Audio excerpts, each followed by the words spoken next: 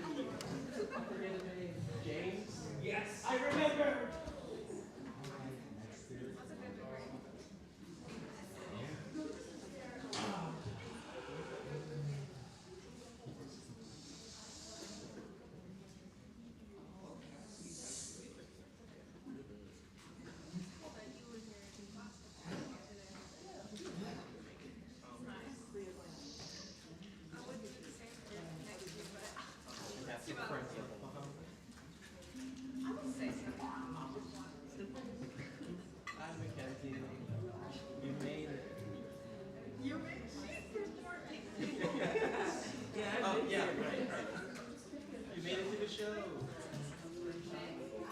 How much sleep did you get? 0. 0? I knew you'd do it someday.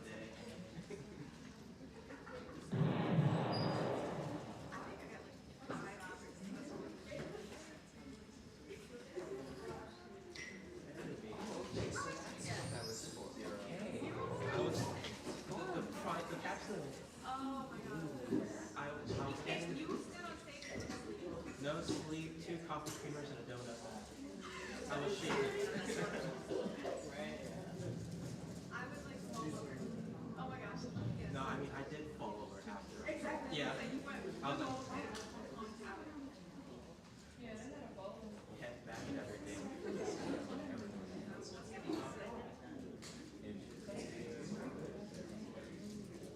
Yeah, I'm so happy today. After this is done, exam Yeah, one exam on the 30th, and you're free. Exactly. I'm so excited just to have nothing to do for it. Yeah. Fun and cool. I get to work on my passion project. Yeah. Because the last thing I had to do was work. So I remember just doing Oh my gosh, I think I've never seen those. Yeah, I but we didn't could know sit. those were you. Yeah, those were me. Oh my gosh. I got creative. Yeah, I don't know. Yeah, I think one like sophomore or something shut it, or maybe it was freshman, because I had like her computer, and I was like, if you touch my render, I will render your body useless. That's a good threat, yeah. Yeah. Oh, I didn't know that.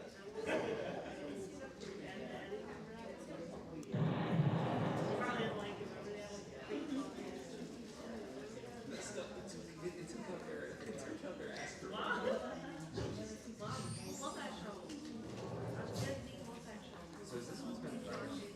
I didn't love it, but I love Foster's. That was good. And then as far as like the little, I don't even remember. they always explain how we go sassy and then Got the word typing. I've watched that show. I've watched it all over again because like the inverse articles. The Ricky Stewart penciling at the beginning and then he calls. Yeah, he gets come to life. Exactly. Like so now it sort of ties up mess through.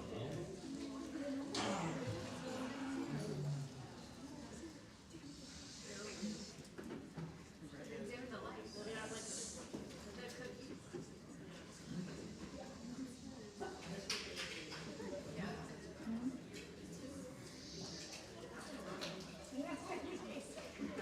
I know.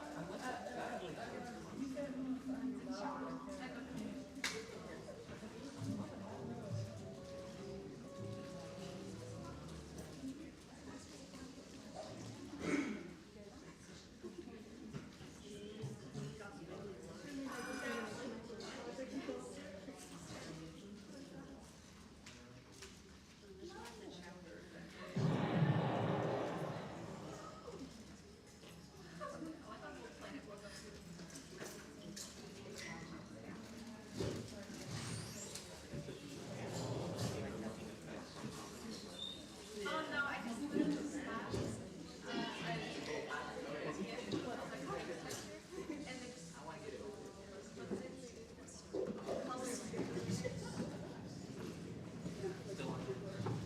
well, I animated everything in Trivett, and then I went to After Effects to layer the effects and also move the background and add like After Effects is like the best thing ever. I love that.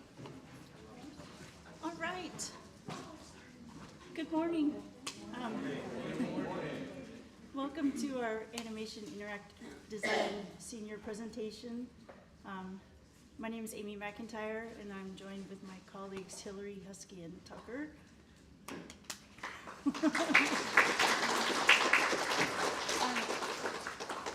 We've got an extremely talented group and a lot of exciting projects I hope you'll enjoy. It will take a little bit of time, but we have snacks in the back, and feel free to get up and go get snacks or go to the bathroom or whatever if you need to. And there's also a clipboard at the back, if everyone could please sign that at some point. And that would be great. Let's do this.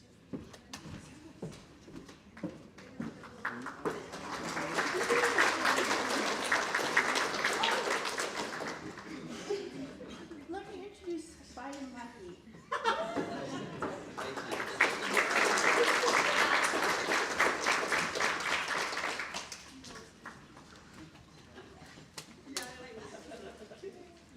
Can I use this? Does this work? If you push the button. Testing. Sweet. Hey guys. My name is Byan Lackey, and like everyone that is presenting today, I'm a senior, and I'm going to show you guys some of my work. Starting with my demo reel. That's really quiet. Hold on. Pause, rewind. All right. Might be a little loud. Hold on. All right.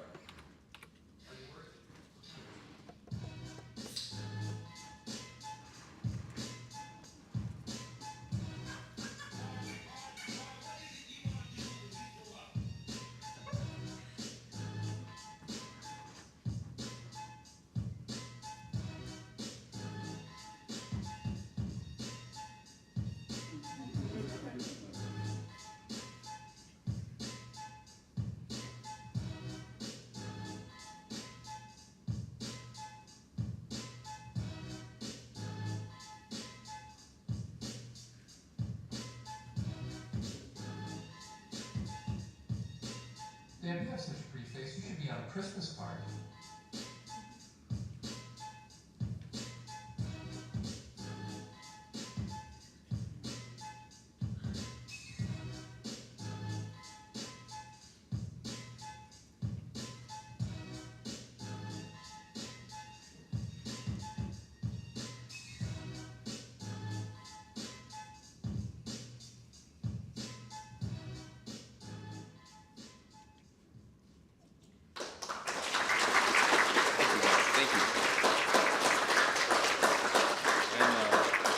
Freshly open for commissions. Okay, so the first project I would like to showcase is East Carolina University. This was for our montage project, which was a project where we just had to create an animated montage using short animated clips to tell any kind of story that we wanted to. And for my story, for those of you who might be unaware, Mr. Beast is from Greenville, North Carolina. So he actually went to school here for like a semester before he dropped out. But anyways, I decided to come up with this story of what if Mr. Beast was evil and he took over campus and decided to force all the students to work Feastable's production line. So that is what my montage was supposed to showcase. I wanted to use like the colors of his logo and sort of have this really oppressive theme. But anyways, here it is. And it takes a second to get into it.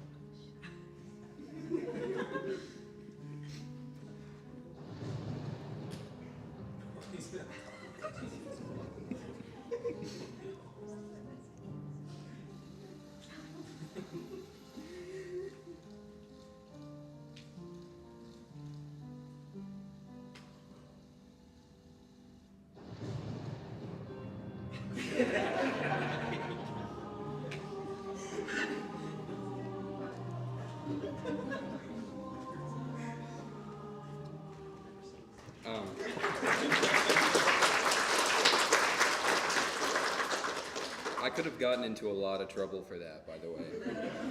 That was risky. Okay, since I'm first, I have the honor of trying to figure out how to explain what a themescape is. Our themescape project was a project where we had to evoke a theme or a feeling through sequential images and animations with a focus on transitions. So for my project, I wanted to sort of capture the themes of vast insignificance and death and resurrection. So I have a little hummingbird up there that is supposed to represent the fragility of life, but also resurrection as well through that. I think, hope you guys enjoy.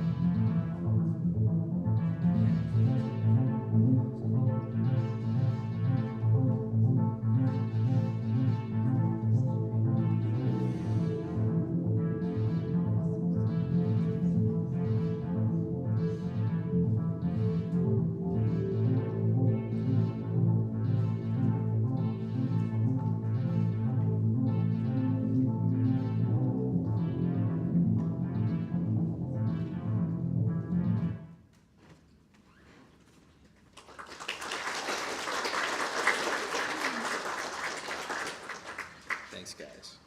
That was made in After Effects.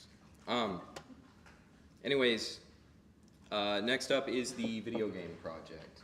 We had to make a 3D video game in Unreal Engine in a single semester, and it was probably the most ambitious 3D project that I have ever done.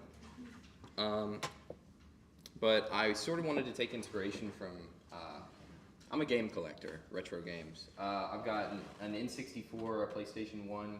I really like the aesthetic of those games, like the low poly, the weird pixelated textures. The baked lighting is beautiful.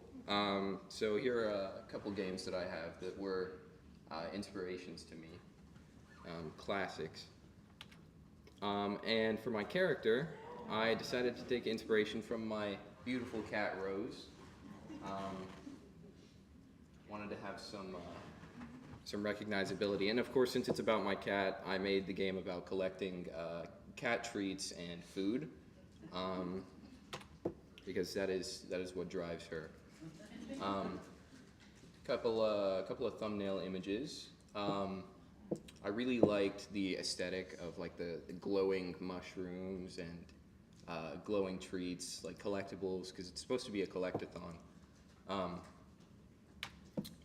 And here are some props.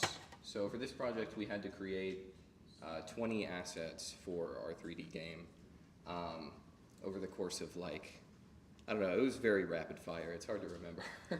But yeah, we had to design all of our props, and then we had to take them in and 3D model them, texture them. So here are how some of them turned out. I'm really proud of the glowing ones, as I said. And then here is the gameplay. There is no audio, so I'm just gonna kind of like talk you through some parts. The entire map is one mesh that I made in Maya, and then I textured very meticulously.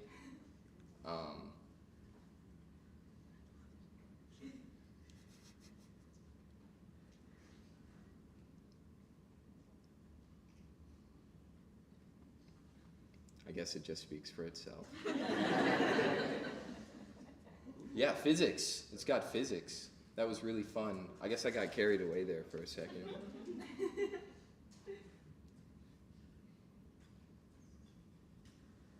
it was a lot harder to add a double jump than I thought it would be. It was actually near impossible. I don't know why.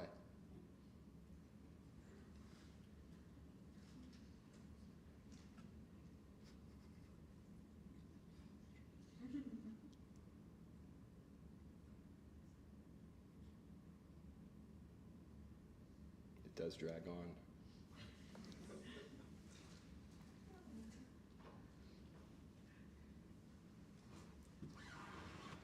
That's the, over there is the big tree with the cat scratcher inside it. I was originally going to make this game to slander my roommate's cat, who's very greedy.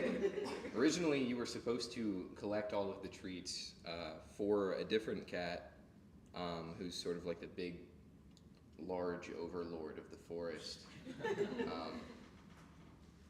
But I opted for just having this little dance instead. Good look at the model there.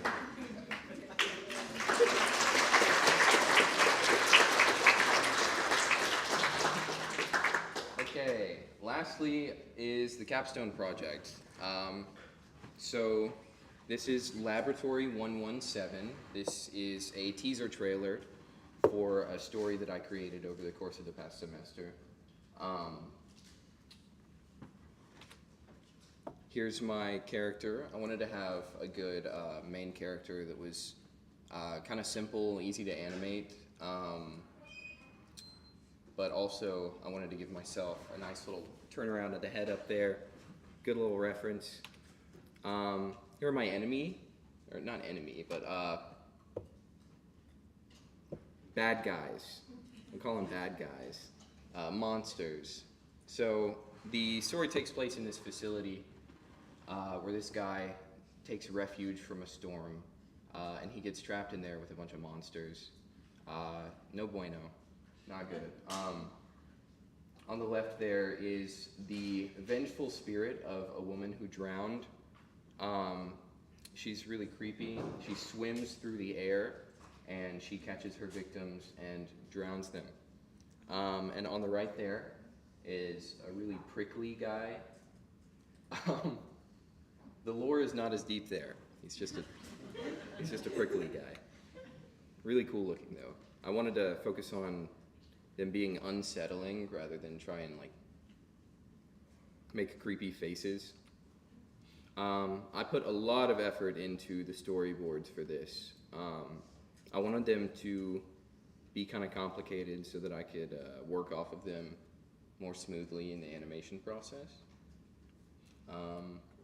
But my main focus for this project was the backgrounds. I put a lot of time into backgrounds. Many hours of many days of an entire month were spent just on drawing backgrounds. Goodness, what was that? Huge pain in the wrist.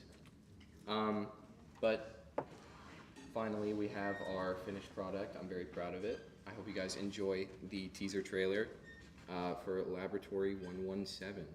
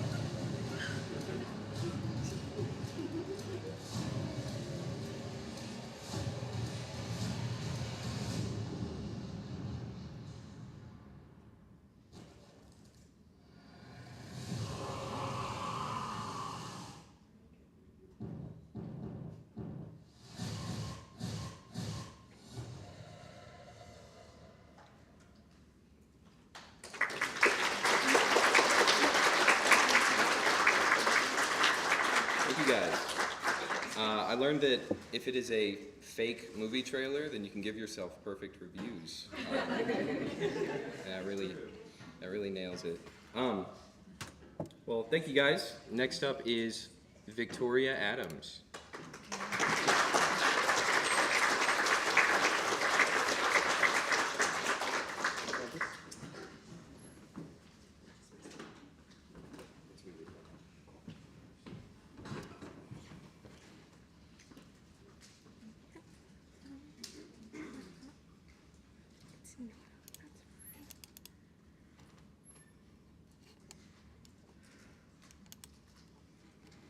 Okay, hi everyone. I'm Victoria Adams. This is my animation senior project, surprise. Obviously the best introduction to my work is going to be with my demo reel. So let's just start off with that, right? So.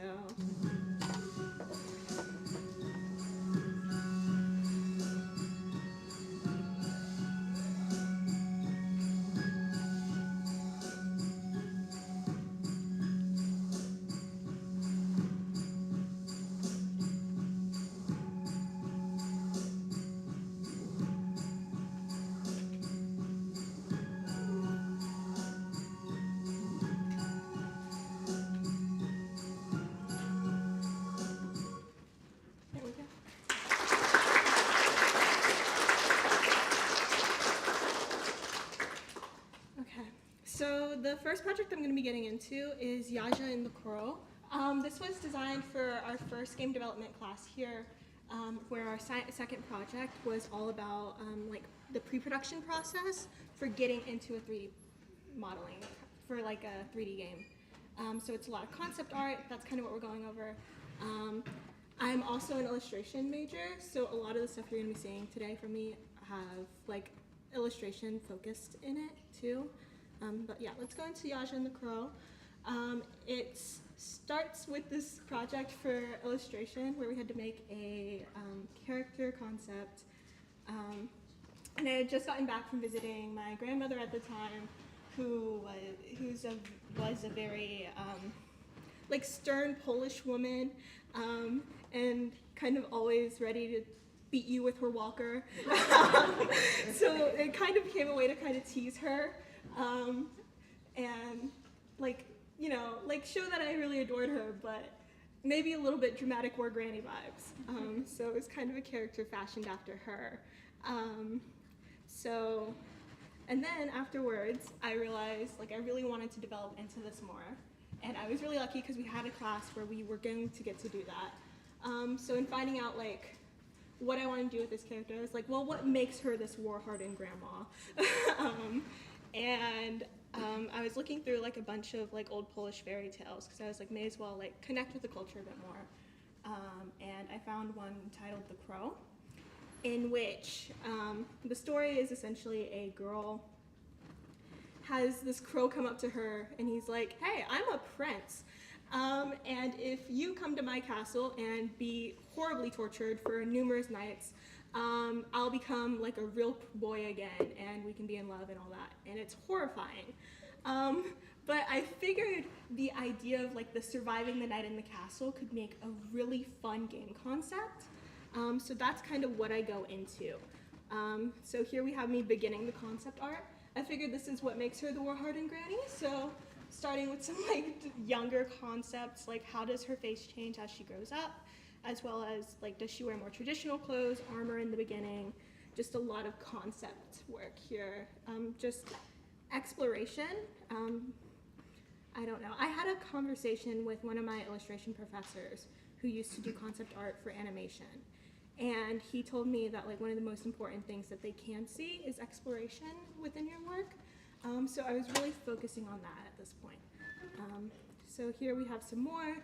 And I'm kind of figuring out like what details I want to keep. If we're approaching this from a 3D perspective, you get to have a lot more details because you don't have to keep redoing it, right? So here's some of the stuff for that. And then some of like notes for like if I sent this off to a modeler, like what order would I get it done in, right? Like what order are her clothes ordered in, and then as well as like where her like symbols are and stuff for texturing purposes. That was kind of the idea here. And then just this is rough exploration for the world, and then we have some more like explorations for the different rooms that would be in the castle. There's the idea for like a garden where you would originally meet the crow, and then like a room where you would like fight the beast at night. Kind of the idea there. And then some more finalized model designs. I wanted to keep this motif of like the rows and the objects of the castle because, I don't know, extravagance or whatever. Yeah, so there's that. And then here's some like motion testing for the character, right? Once more, if I set this off to someone to be rigged, having an idea of how the character moved is really important. So like kind of like a run, preparing, and then we have like a jump and a dodge. Yeah. And then like the real like kind of deliverable for this piece were like the concept art pieces. So here we have Yaja in her like official concept art. So there's that, and then turn around, and then some notes for like how her face changes and stuff for if I were to hang this off to a rigger. And then I did all this too for the crow, but y'all don't need to see that. That's a lot of time. I don't want to waste your time. But yeah, so there's the crow, and then of course we also have notes for animators, like focus on creating and maintaining sets of 3 into the design. Yeah, so there's the end of that first project.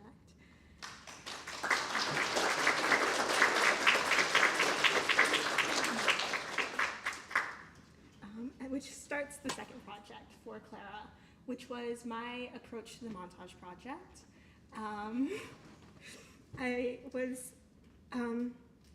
I have like my little sister and this was my like junior year of college, and we were having like a moment where she was like, I don't know how to like trust that you'll be here for me all the time because I'm busy, because we're growing up.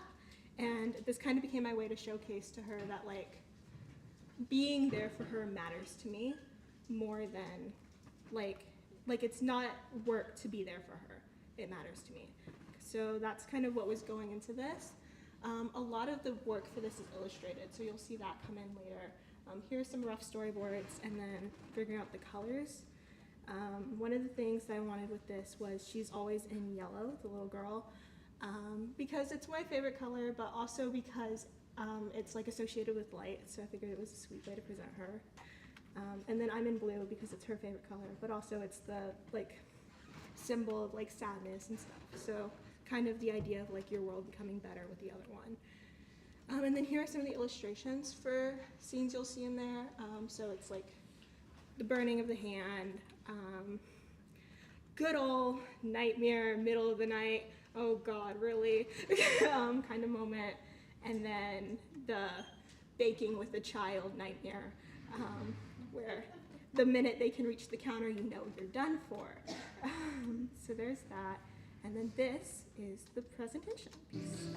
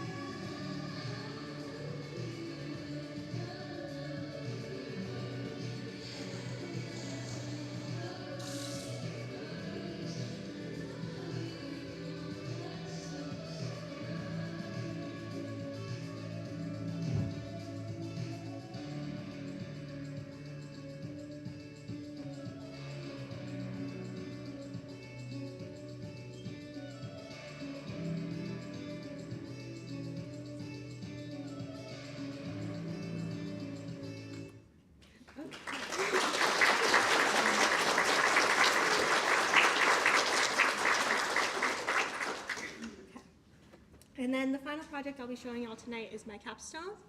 I don't know if you've recognized yet, but I'm a very sentimental person. So kind of going into this, I was like, I knew I wanted to do something like focused on family. So I was like, let's do a sitcom, right? That's pretty simple in terms of storytelling, and then it was something I could grow from after graduating here, right? It's something I can create, mess with more after this. A full sitcom is not feasible within the terms of a semester, so I toned it down to be just like the theme or the title song for it. You know, you've heard it, the friends, the whatever, the beginning part. But I still needed to make all of this stuff to figure out what the sitcom would be. So here we have Cecily, who is our main character. The idea for the story is that she gets a call one day, and unfortunately she has to take in like her sister's kids. It's kind of dealing with like the struggle of like taking care of children for the first time, especially children who have been raised by different people. And then also like dealing with like her friend group coming around her to try and support her during this time. So here's Cecily, here's one of her friends, Ellis, and then you're gonna see all these people on the thing, so that's why I'm showing them now, Alaric. And then of course, like I said before with the exploration, I have a bunch of stuff noting like how the characters interact with the world, because that's gonna be more useful if I have to hand this off to someone later on. So Alaric, Maisie, and then of course we get into the children. We have Cece, Socrates, Versailles, and Remy. And then this was just kind of the beginning of creation for this. Figuring out how I was going to simplify those designs is kind of what's on the right. And then the design for like the van as she has, because the idea for the theme is that it's her going to visit these kids and bringing them back, and it's that kind of trip. So I had to design the van that she was dragging all these kids home in. And I figured a bus that was kind of like blocky would be really fun, but also easier to animate shape-wise, because I did not make this easy on myself with the character designs. And so I kind of scripted out the whole first episode and boarded it, so I could figure out what pieces I wanted to have for that title. So here we have those, and then here are some of the environment pieces I did for it. On the left side, you can see kind of for like Cecily's area, we have more like warm tones and more comforting colors, and then more bright environment for the right side, which is where she's going to pick the kids up from. Because I wanted it to still feel like the same world, still kind of comfortable, but more overwhelming almost to be in the other world. Not world, but place. But yeah, so there is the beginning of my capstone.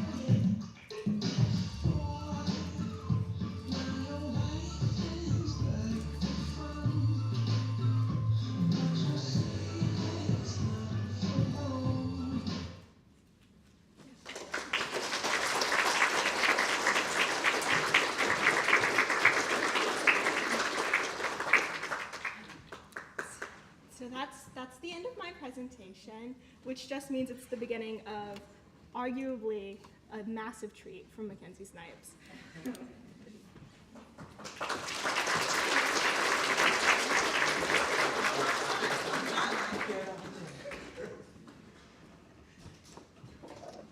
Oh, it's my turn, Yanks! Yay! It's my turn. It's my turn, y'all.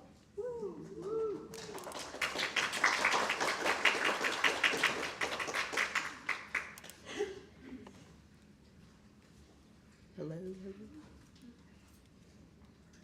Hello. Hello. I'm pressing the button. Hello. Hello. Hello. Hello. Okay, screw it. Okay.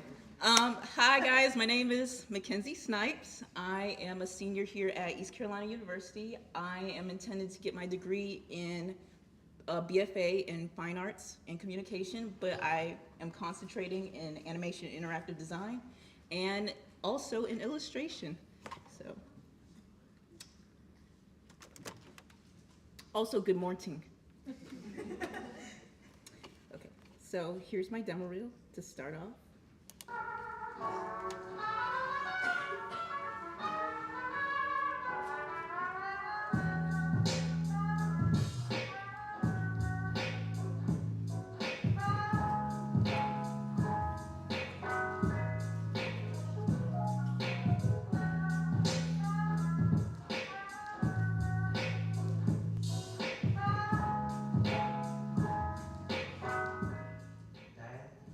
Still holding a grudge because I wore Crocs to mom's funeral?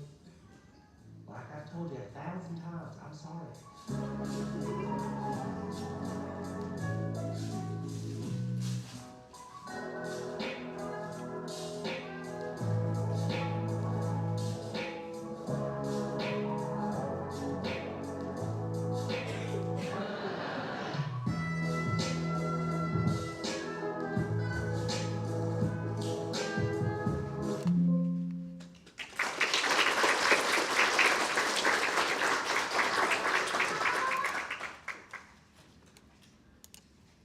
Okay, so my first project was the kinetic logo animation, and I think I'm gonna be the one explaining to y'all what a kinetic logo is and what we had to do for the project.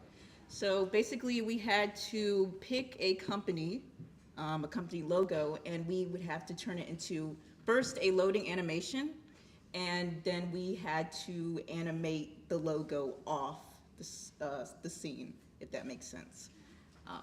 So first off, here are some storyboards I did. So first, it started off with like 2 sticks and rubbing them together to make the fire.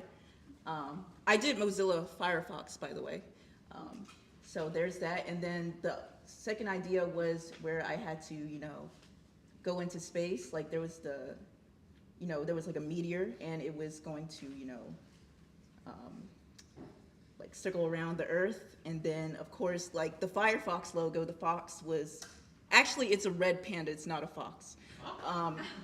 Yeah, I learned that when I was doing that, it's not a fox. So, of course, the panda was on the Earth, that was the logo. And that's where the space one came from. So, and this was the final result. I did the first idea with the sticks.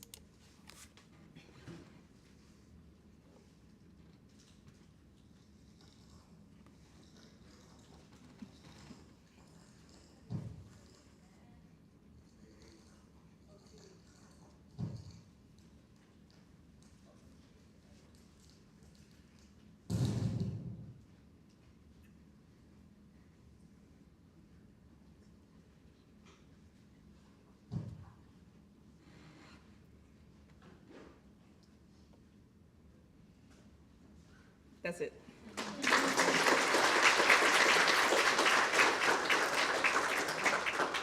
Okay, my next one was my themescape. So for my themescape, like we said before, there wasn't really, much of a narrative to when it comes to the themescape. It's just, like these visuals that, connect together. So for instance, like we had like the space one. It wasn't really much of a narrative. For me, I just did some cute little bugs. There's a reason why I called them cute, because I know nobody likes bugs a lot, so they're pretty cute on this one. So here are my storyboards.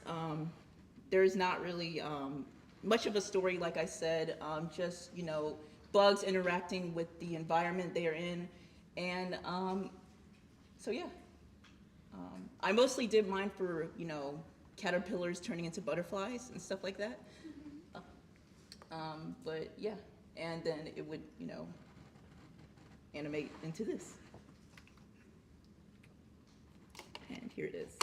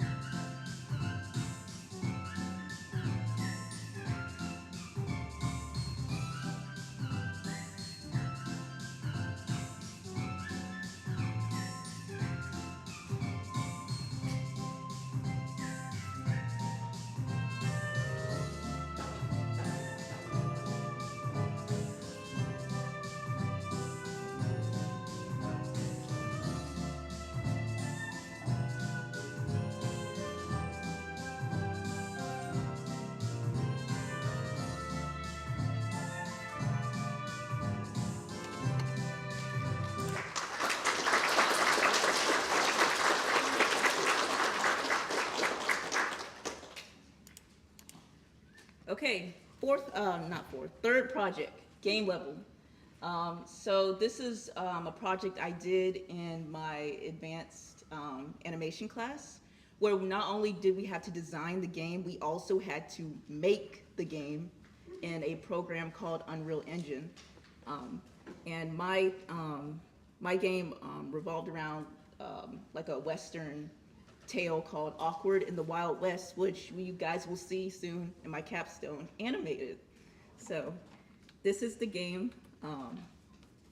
So basically, when it comes to this video, I didn't really have the assets. I just had the mesh and where I was planning on putting things out there.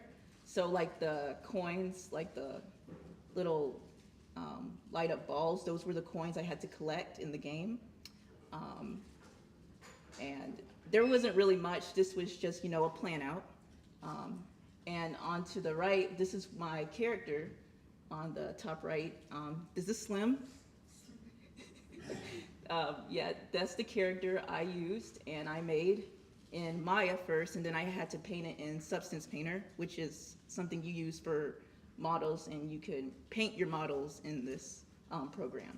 And the assets on the bottom right, those were the assets I put into the game. I had to draw them out first, and then I had to model them in Maya. Maya is a 3D animation program, and I put them in the game. And the game turned out like this.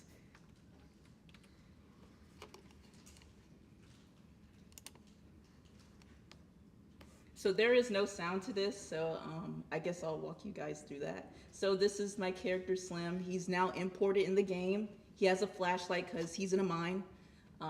That was one of the game levels. It lags a little bit, so.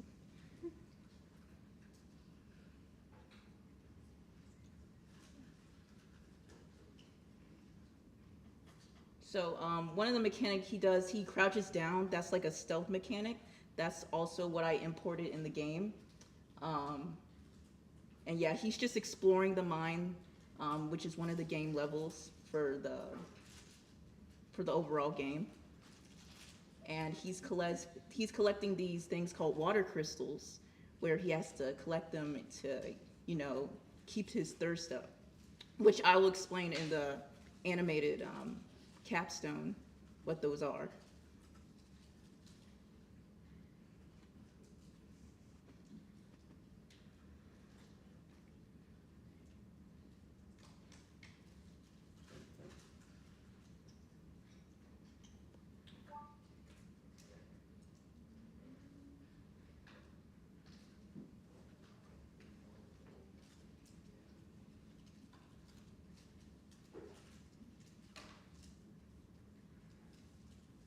Such inspirational words on the sign, by the way. Yes. Very wise words.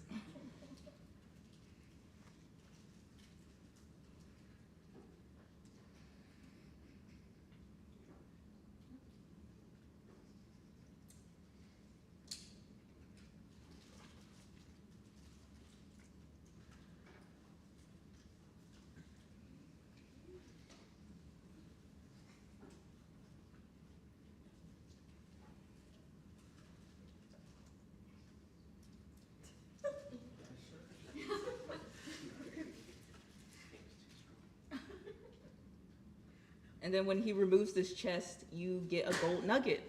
And those are very important in the game as well. So, and he collects it.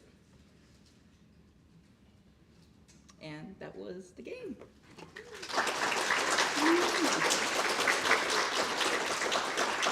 Okay, big one. So this is the capstone project, and this is my game animated. And this is Slim.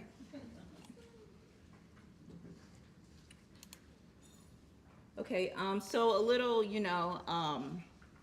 brief description about my capstone is the plot behind it is just this guy named Slim. He is the local laughingstock of his town, and his town suffers from a major drought that gets worse every year, and he has to save his town, but he's mostly doing it for his grandmother, who he calls his Grand Mimi. And he has to, be the hero. Classic DreamWorks Disney plot. So it's from a zero to a hero. So,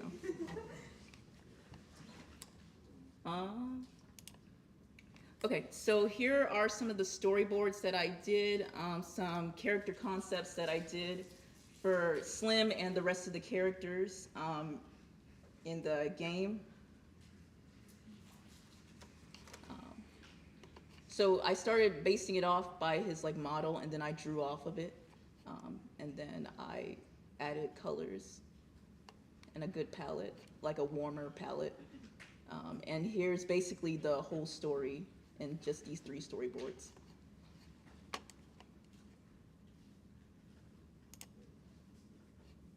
And here's the capstone.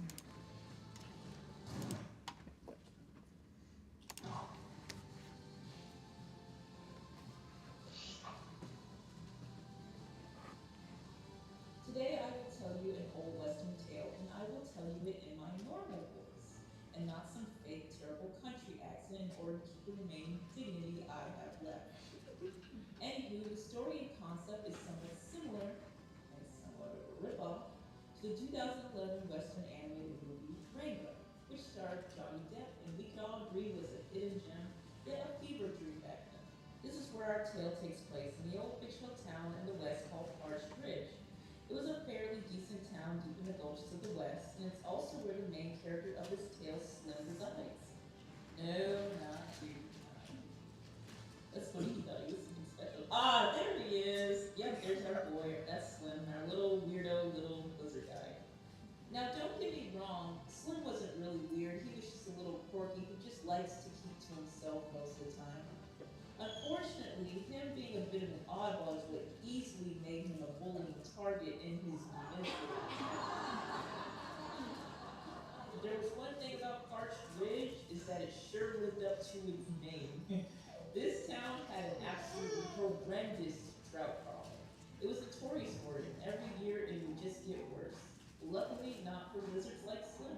You see, Slim is a crawler lizard, and lizards like him are arid-adapted reptiles, which means these guys thrive in hot, dry environments and survive extreme water scarcity most of the time. Slim's grandmother, who he likes to call his Grand Mimi, knew this and very much embraced this special trait. In her eyes, being able to flex in the desert river was considered the biggest middle finger to their suffering town. They were not nice to him or her, so why should they give it back? It was karma in her eyes. Some of them were struggling to survive without a drop of water, and Slim's Grand Mimi questions why they should care for the welfare of the townsfolk, who did nothing but ridicule them. She reassures Slim that all they needed was each other in these troubling times, and they'll be able to survive this terrible drought for a long time.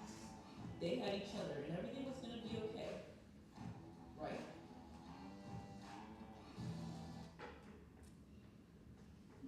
Let's be real here. No one in Parched Ridge was going to have their thirst quenched anytime soon. In fact, some of the townsfolk might even die of thirst, including most Slim and his Grammy. She's the only family Slim's got left, and it's time to take action. Your main goal in this game is to help Slim save the town by bringing the water back.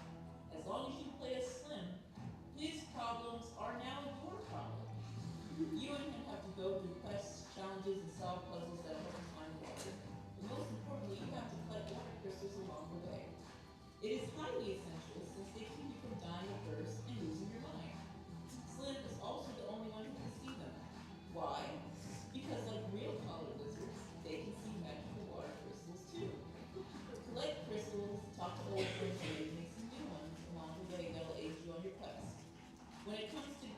drink the water, you don't have to do it for the town. Like I said before, you play a sheer Slim's Nest, and his little friends and family. Do it for them, and your life.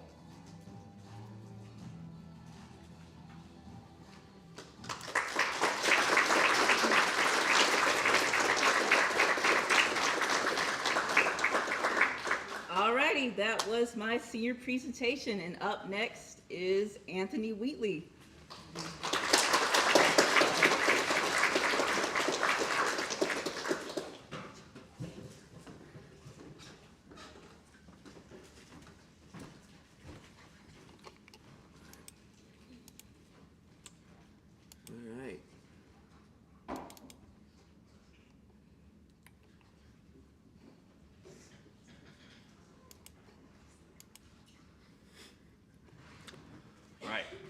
I'm Anthony Wheatley, and this is my senior presentation. I have a BFA in Animation and Interactive Design, and this is my demo reel. This is going to be a showcase of all my best work during my time at ECU.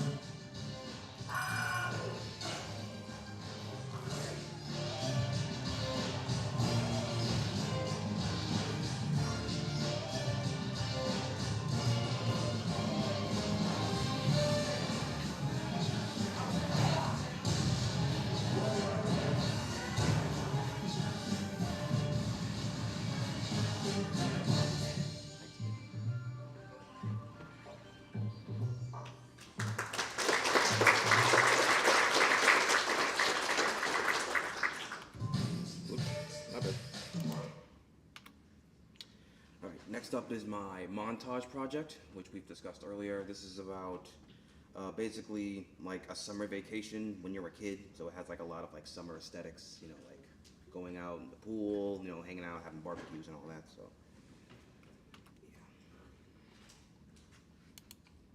yeah. This one is the flag.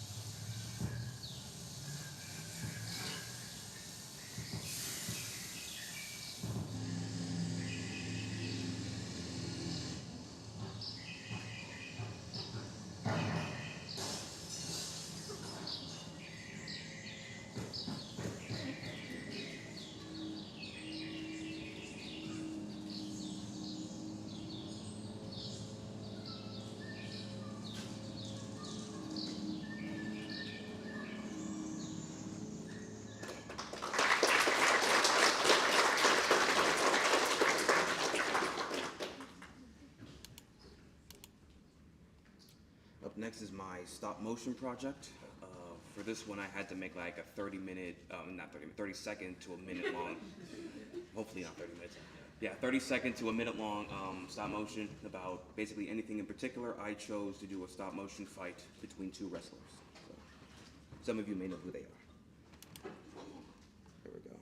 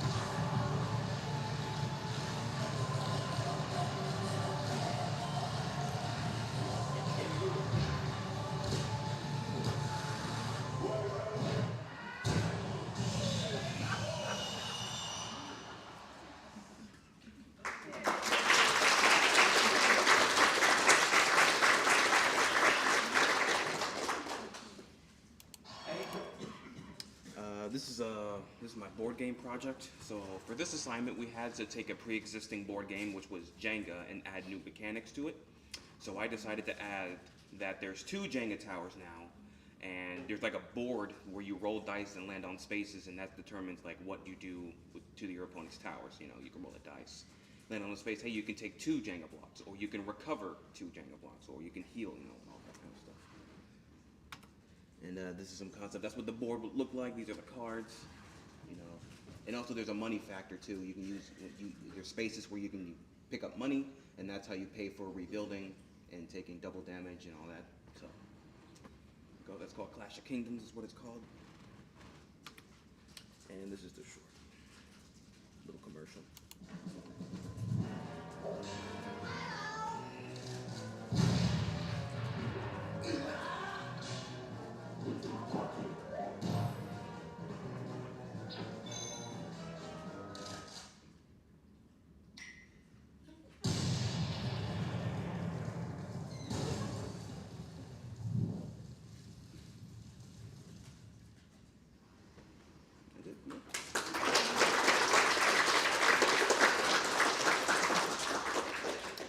For my final, this is my capstone.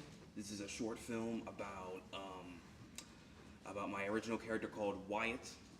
The synopsis of the story is that he was experimented on, but we don't really know the origins of that yet. So he contemplates going back to the city in which he used to live, and he finds out that it's like a barren and abandoned, and he finds these weird creatures which he has to fight off. So. And this is some concept art here. This is what he looks like. This is what the enemies he's going to be fighting looks like. Some detailed.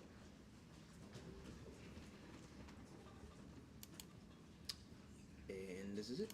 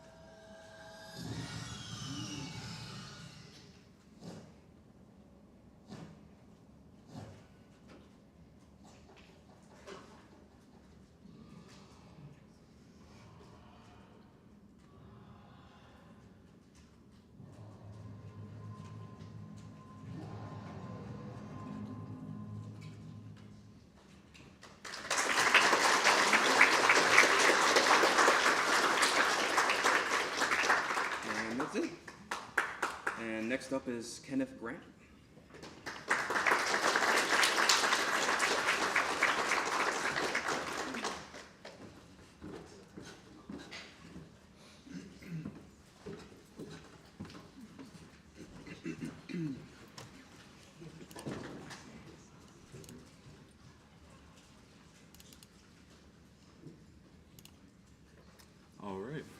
how's everybody doing?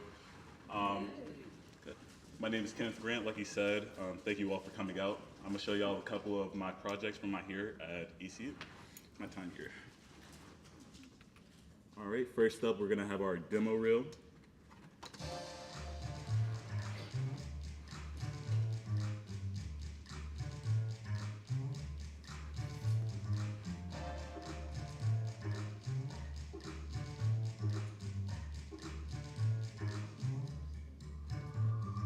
Barging in here, trying to figure out if we're up to something.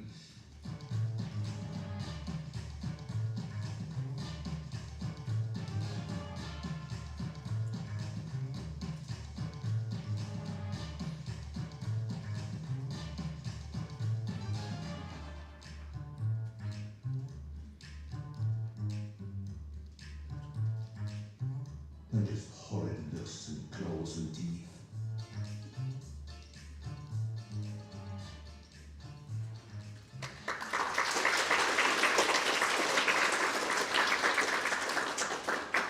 All right, for the first project I'm going to show y'all, it's going to be from the Animation Production Studio class.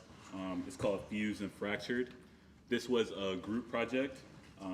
The objective of the project was to create a short film during the entire duration of the semester and to follow like the animation pipeline. The concept of our project was two government spies who are close friends. They infiltrate a group of rebels from the slums. Their mission is to stop the rebels from taking down the government power plant.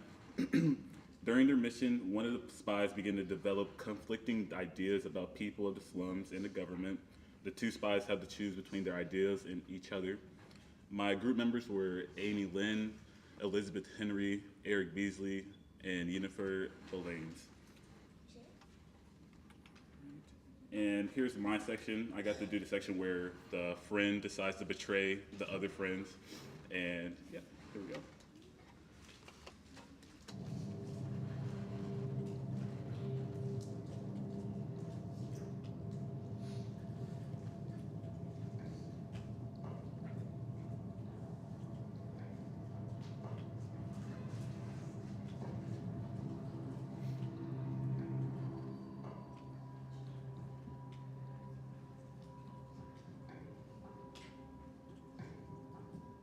Yeah, that's my section.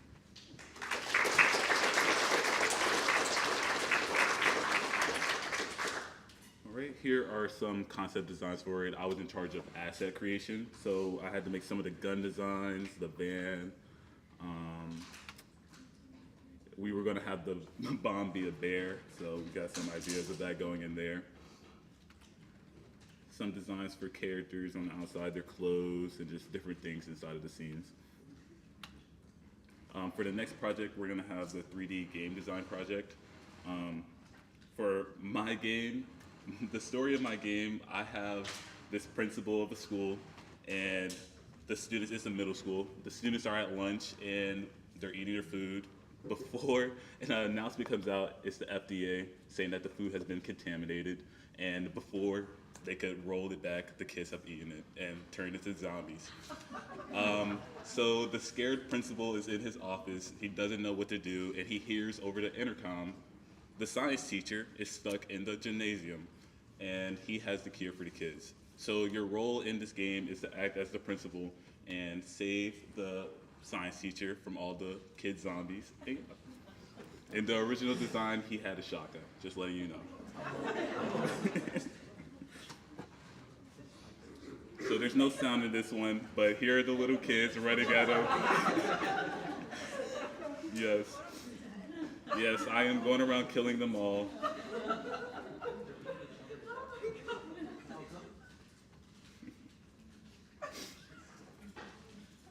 It was fun making all the UI mechanics. The health bar at the top is my health bar. I am almost dead.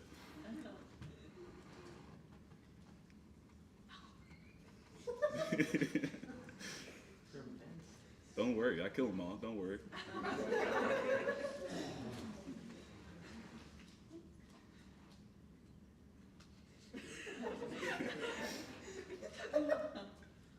That's showing off my pretty assets.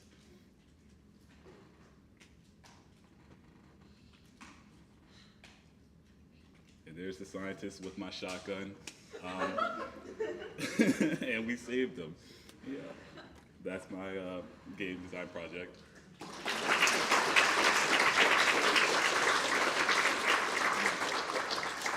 Okay, here are some character designs. Here were the pictures on the left are just some ideas of potential characters. I really like the short man in the middle, but he didn't make it. Here were some scene designs. This is showing the pre-production, me implementing some game mechanics.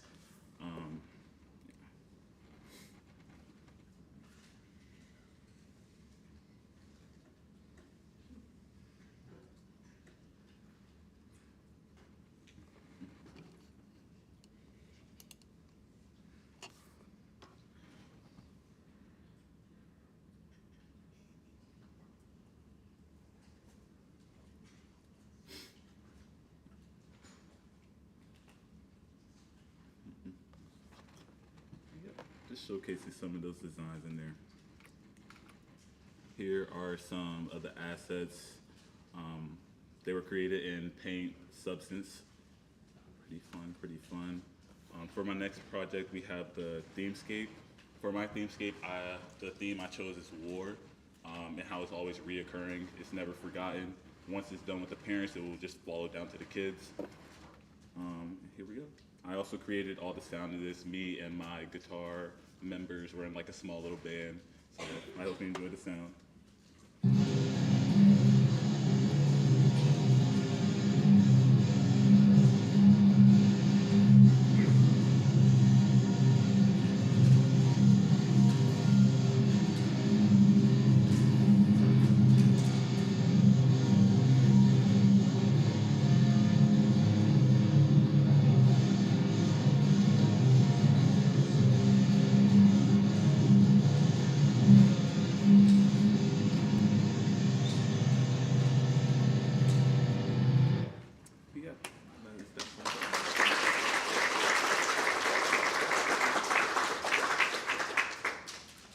And for that project, we have the storyboard. For the final project, we have the capstone. It is titled Unprofitable. So, as you may know, us art majors, when we enter the industry, we are not going to make that much money. And it's okay. It's okay. There's other ways to make money. Recently, I have decided to learn how to trade. It's very difficult.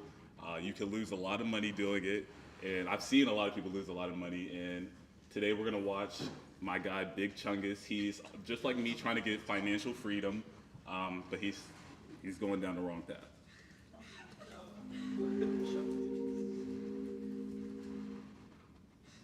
Yo, chat was good.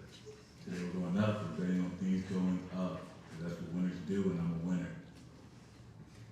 What is this guy saying? The market is going down, you chud.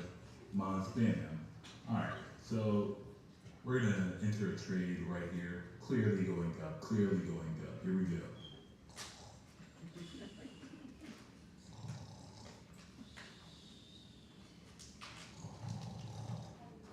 Huh? Oh, new victim? Alright, so we're gonna enter a trade right here. Clearly going up, clearly going up. Here we go. Oh, you want that money? Now your money is mine. Holy shit! I gotta close. That was all my money.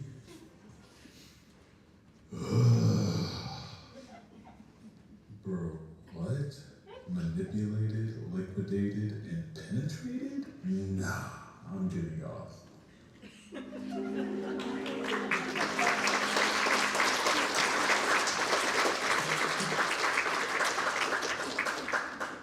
Thank you. And next up, we got Eric Beasley.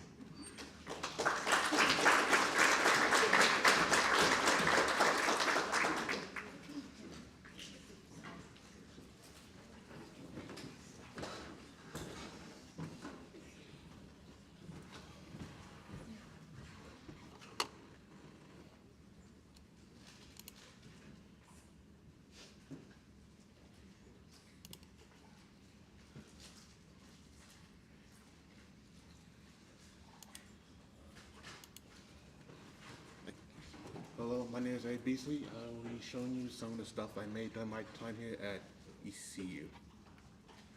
First off, we're going to start off with my demo reel.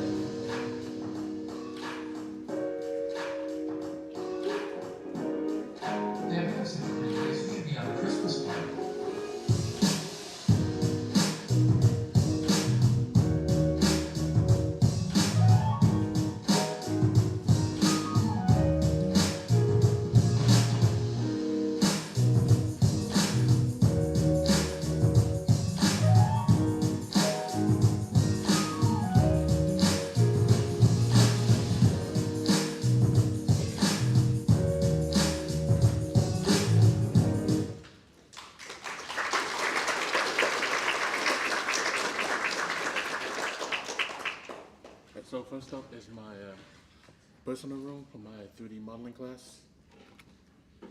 So the idea behind this was I wanted to make a room around modern technology.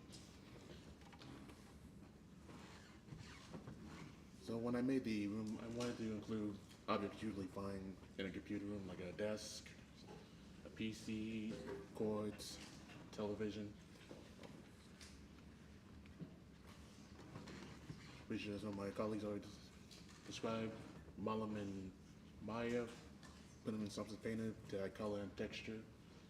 And then finally we add lighting and anything else necessary.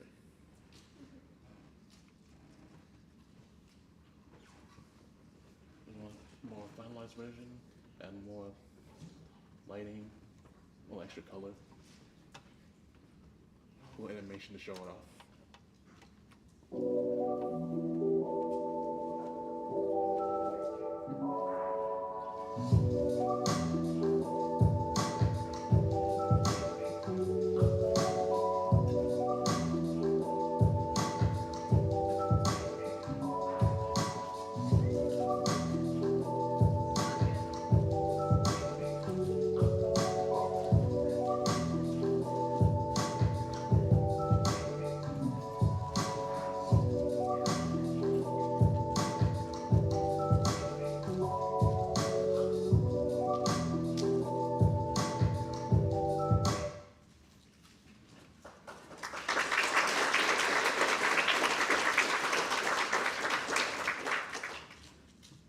Next up is the personal room on my Wicked Sick, which is essentially a capstone for my 3D modeling class.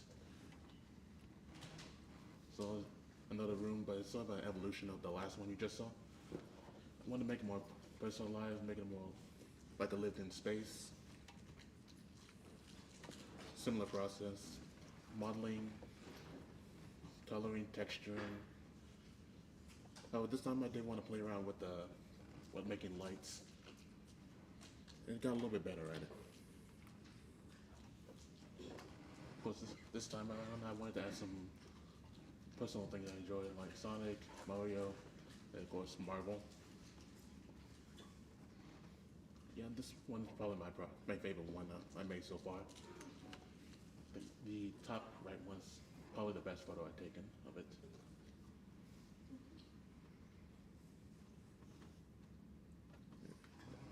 That's it for the 3D models.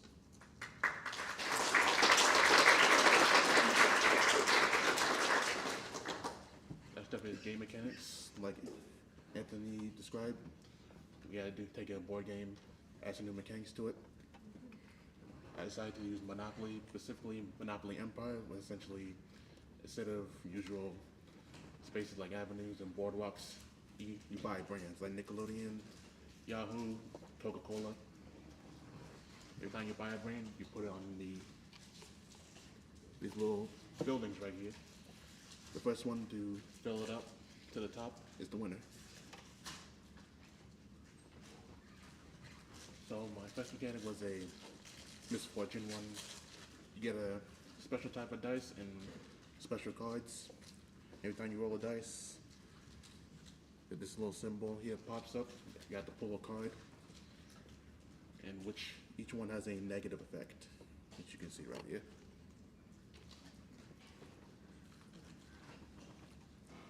Next one is the double increased prices, self-explanatory. You roll the special dice. Either the prices is either doubled, or you add 100 or 200 on top of it, or nothing changes. Last one, the special token. This one's a little bit personal to me because when I used to play Monopoly back in the day, yeah, I ended up in last place a lot. So I decided to create something to help the player in last place. So it's a one-time use item from each person. You roll a dice, you receive money, how much you get, depends on the number you roll. You'll get two free cards, and if you land on a brand, you get it for free. But if it's someone already owns it, you take it from them.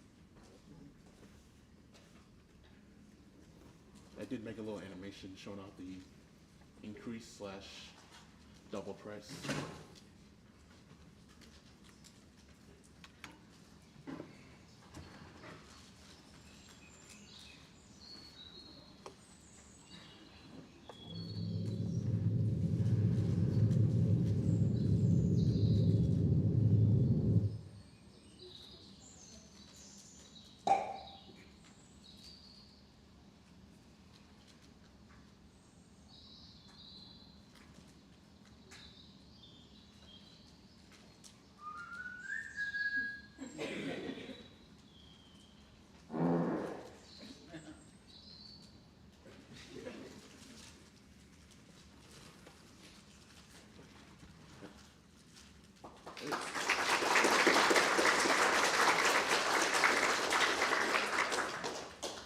Next up is my themescape.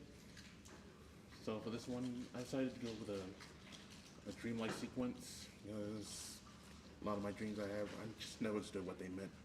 I can understand where I'm at, but never like explanation for it. Storyboards. Also like to add that every color that's used in this animation is just a different shade of blue.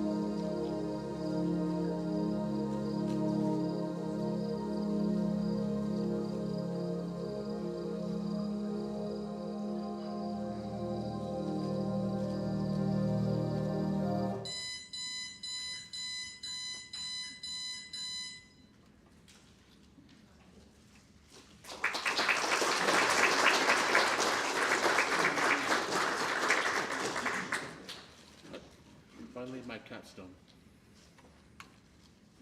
So the story for this is sort of a sequel to my last 2D animation I made when I first got here at ECU.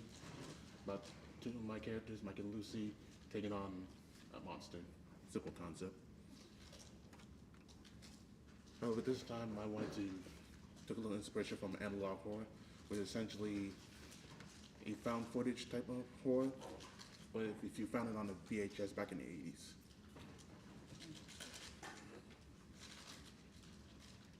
Oh, I forgot to, yeah.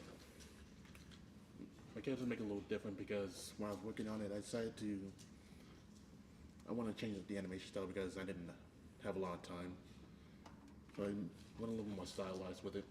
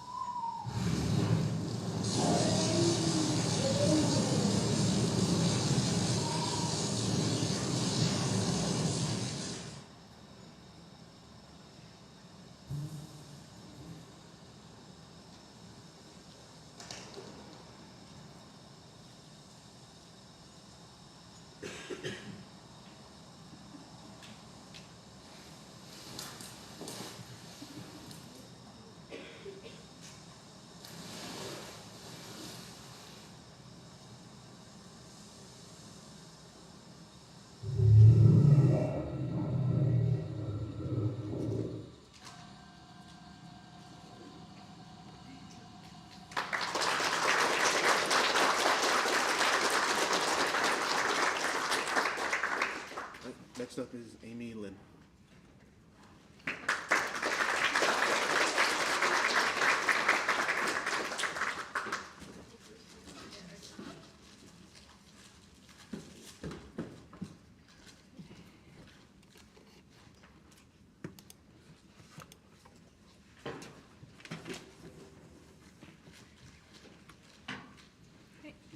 Hi, my name is Amy Lynn.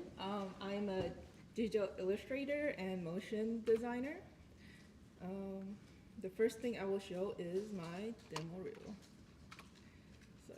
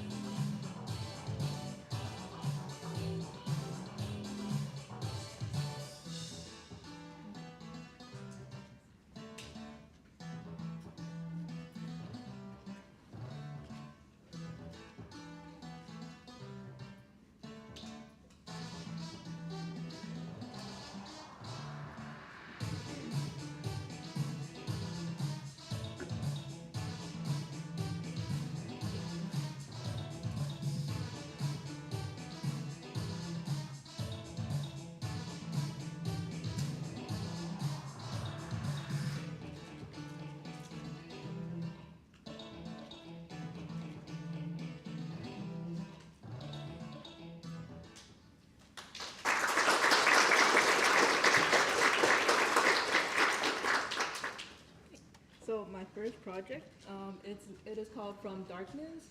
It is from my 2D game design class. So the concept From Darkness is a gothic romantic visual novel.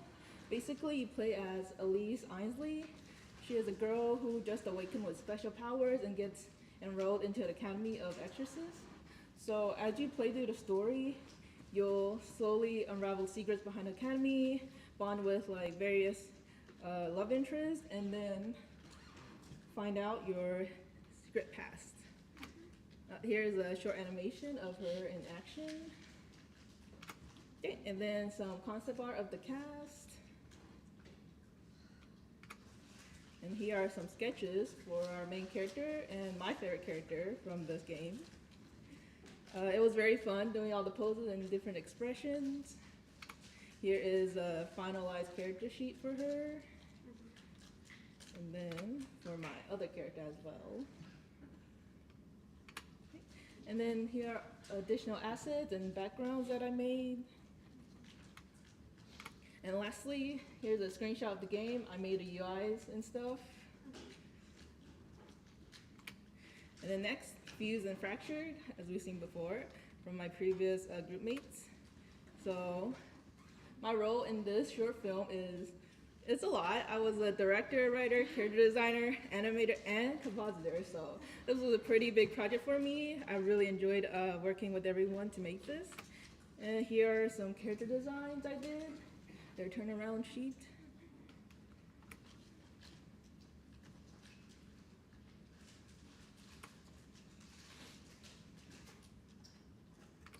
And then here is like a montage of all the clips that I've done.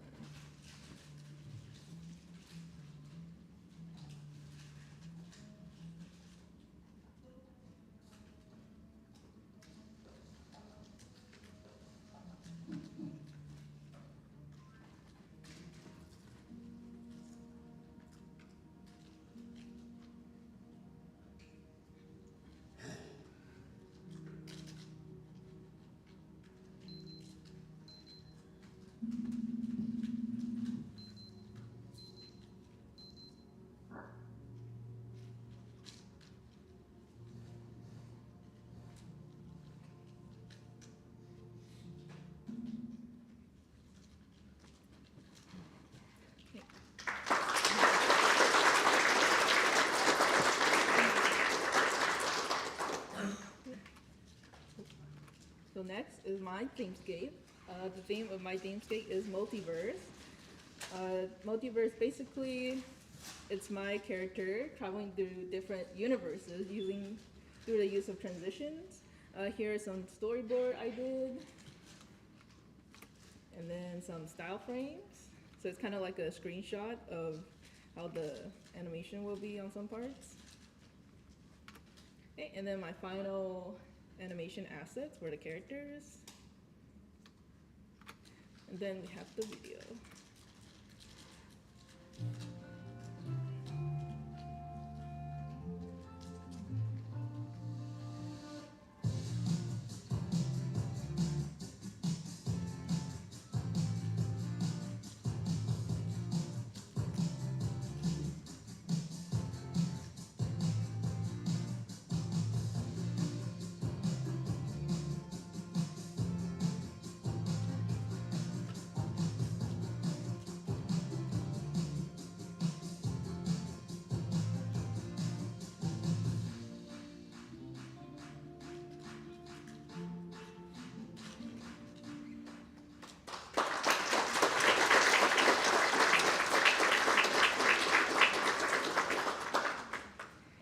And then finally, my capstone project called Colors of Deceit.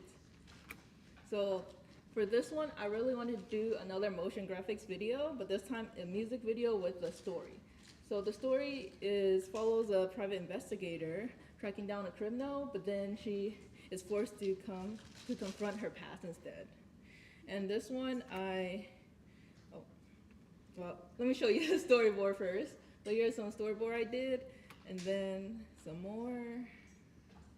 Okay, and then here's the final character sheets. So she is a character from the previous video that we just saw. So I just want to expand on her story. Then here are some finished assets, and then example of how I went from my sketch to the final line art. and then the video.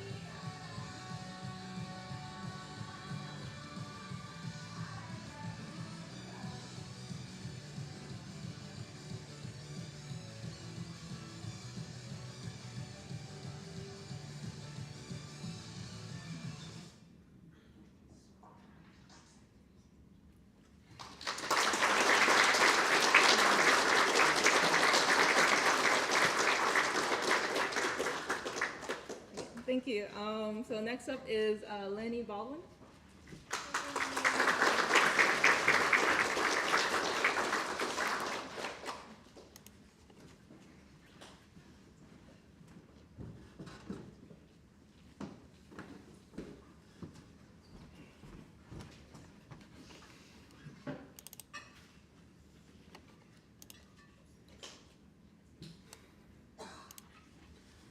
Good morning, everyone. My name is Lenny, and I'll be presenting my capstone and my projects I've made throughout the year. So I'm going to start off with my demo reel.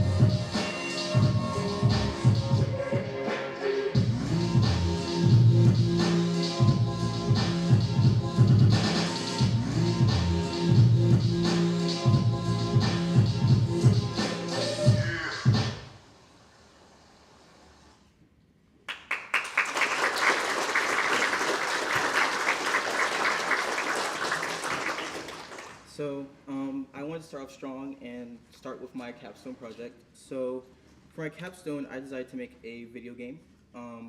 I enjoyed making video games a lot from the classes I've been in, so I decided to pursue that for my final project. So in this video game, you are playing a character, and her name is Sage. She is very into photography. She does a lot of darkroom photography. She's holding a camera, as you can see, and this is the sketches that I wanted to create for her to kind of finalize her design. And these are just final illustrations of her. I wanted to go for a grungy kind of aesthetic for my game. So the middle one was just me experimenting with kind of like a sketchy style for her. And this is another illustration of her. The right is an idle animation I made just to show off her full design. And here are more full body illustrations. These just make it easier for me to 3D model her because my game ended up being 3D. So this one is actually the first design I made for her. This isn't the final one. I made this a few months ago, but I realized that she's just a little too detailed for what I'm going for. I'm very proud of her, but I didn't want to use her for my final capstone. So I remade her, and she's a lot less detailed, but it's in the style that I really wanted for my video game. Because as you'll see for the next slide shows off the gameplay, I wanted to go for kind of like a low quality kind of look. And fun fact about my video game is I took the audio, like the background music, and I intentionally made it low quality. Like I lowered the bitrate for it so it could sound like something from a Flash game from like early 2000s. So here's the final video for that. Oh, hope it's not too loud.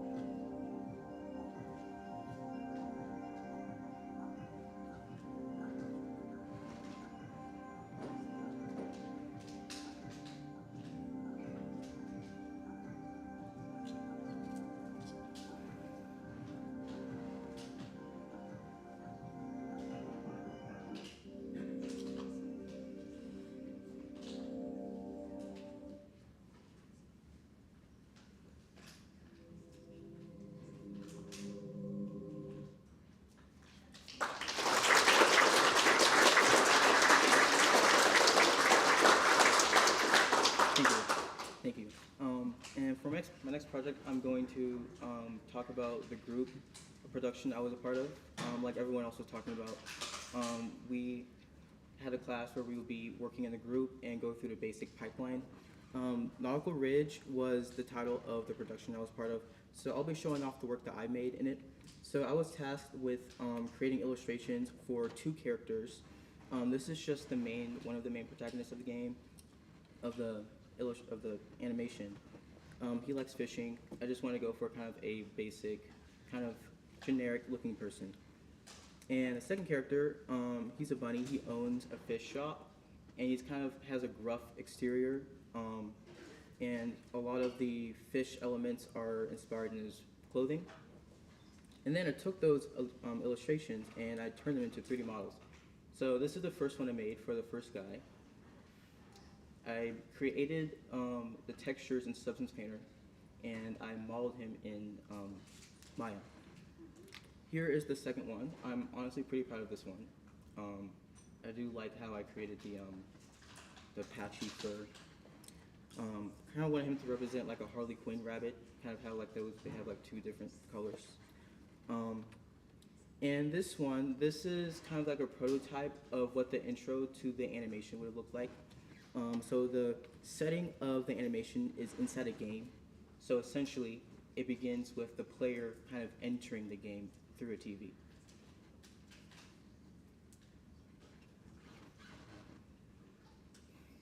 And figuring out how to get it to play on the television mesh was really interesting. It was really difficult to figure that out, but I do like how it turned out.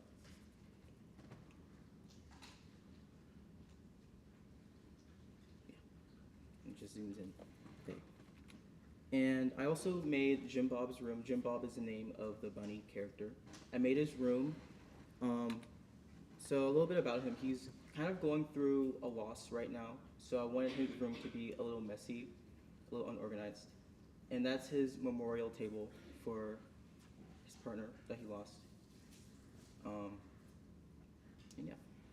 And here's some stills of that. I just rendered some images of the room. He's sitting on this little couch. There's different angles. And yeah, here's that. And my next project is My Wicked Sick, which for this project I wanted to illustrate a character and turn it into a 3D character. So this was the first design I made. I kind of wanted to create some sort of vampire character, inspired by, like slightly inspired by Victorian age. That's where like the corset comes from. And I wanted the color scheme to be really bright pink and purple. So I began modeling him in Blender. I kind of blocked it out first. It's really easy when you start simple, because you kind of build off of that later when you start sculpting it, which is what I did here. I started sculpting the face using a lot of references to make sure the proportions were right. And here's where I started making the hair. I used really thick strands because I wanted to create like locks for his hair. And there's his clothes. I was paying close attention to the illustration I made to make sure it's really faithful to my original design. And here is the final render of my character. Yeah. And the next slide are some rendered shots I made of him using a bunch of lighting. And I also edited the photos in Photoshop to give it a little more color. And I took one of those photos and I actually turned it back into an illustration. So kind of the practice with form and lighting. And I think this project to me was very interesting because I kind of went from an illustration to a model and then back to an illustration, which for me was very helpful with practicing form and lighting and shadowing and stuff like that. And my last project I'm going to present is what I made for the group bomb animation, which is the very first animation that was shown to you guys when you guys came in. I'm really proud of the character I made for it, which is why I want to show it off. And this is the illustration I made to start with. I really wanted to go for an aquatic kind of creature, which is the fishtail and the webbed ears. That's where it comes from. And this is the full rig of the character. I'm really proud of the tail. The tail was really difficult to execute. but I really like how it turned out. I also really love the coral that I gave to him. I thought that was really nice. And this is a close-up of just the face. I made a separate face rig for my character. So this video kind of demonstrates how it works. So essentially you are attaching his facial expressions, you're parenting it to a bone so that when you move it, it determines, like its position determines which expression he has. So for me, it's made it easier when I started animating him, so I wouldn't have to do a bunch of complicated things. It simplified the process a lot more for me. And this is just a zoom out of the environment I made for him. The water was a process as well. I had to do a bunch of essentially coding with like a bunch of nodes in Blender, which is the program I use, to give it that ripple effect. And this is just the final of all those pieces put together, basically. Yeah. And that is it. Thank you guys.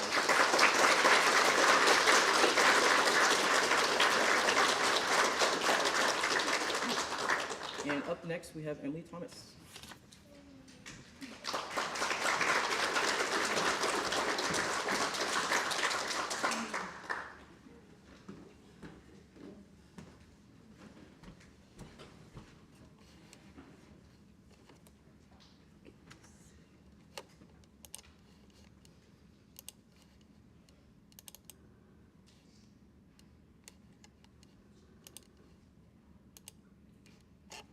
Okay, hi guys. My name is Emily Thomas, and I'm getting the same degree as everyone else. But I have a personal focus in 3D modeling. So here's my demo reel.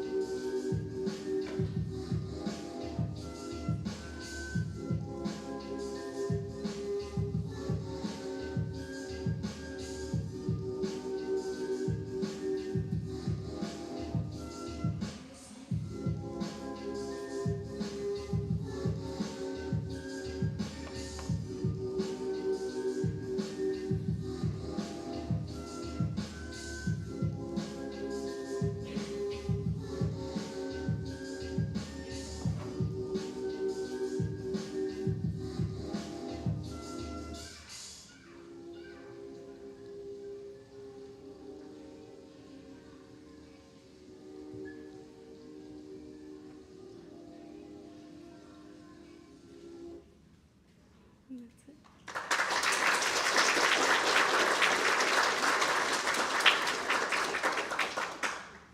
Okay, so for my first project is our group animation project, where it's the same one as Lenni Baldwin's, where I got to model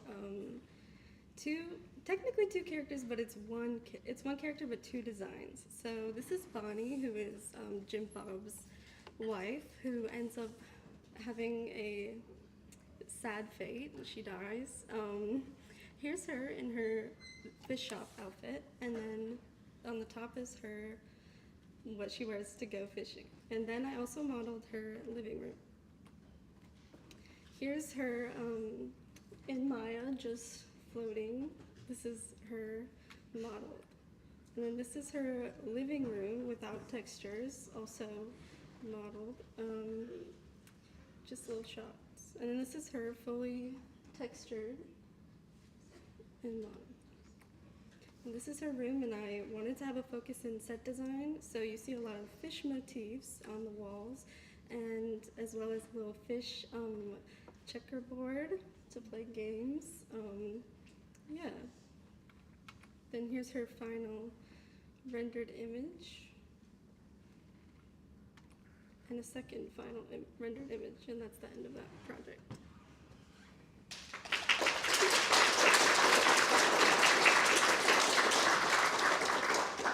For my second project, I wanted to show my contribution to the final senior animation group animation, which was a subway girl. Here's her design. I just wanted her to be like a stylish girl on the subway listening to music on a CD player. Like, she's cool. She's a cool girl. This is her turnaround, which would make it easier for me to model her in Maya. And this is my drawing for the subway. This is an in progress. I started with her base model in Maya. And then this is her finished and textured. Just a little turnaround and posed since I rigged her in Blender. Wait again. This is another turnaround, but with 3D models. And this is her subway with her in it before it gets textured. And here's some shots that I took of her in her fully finished environment. And then this is her video.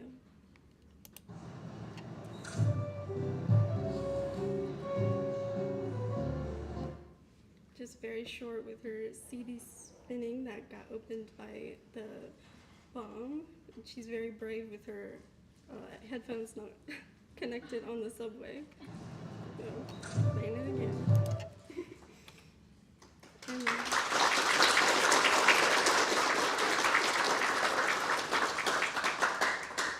for my third project, it's my environment, 2D environment. I created a narrative of where there's an authoritarian regime. I'm nervous, sorry. I'm just gonna show you. Sorry. So here's some asset and prop design that I created to start to get a feel of the world that I created. The main character's name is Serafina, and she is a rebel sorceress. So here's some of her assets. She's got a bag and potions and elite surveillance. And this is an idea of what the full city of Nyx could look like. Here is Serafina's first design before she ends up going through a redesign later. Just some more.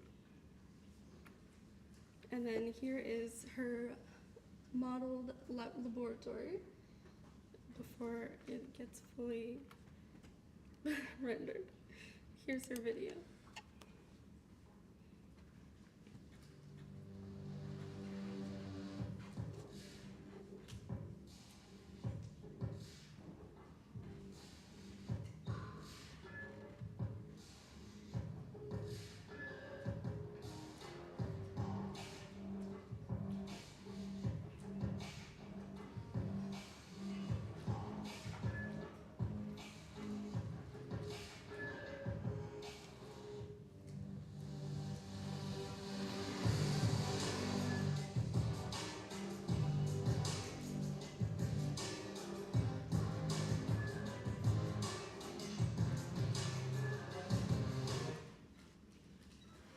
And that's it.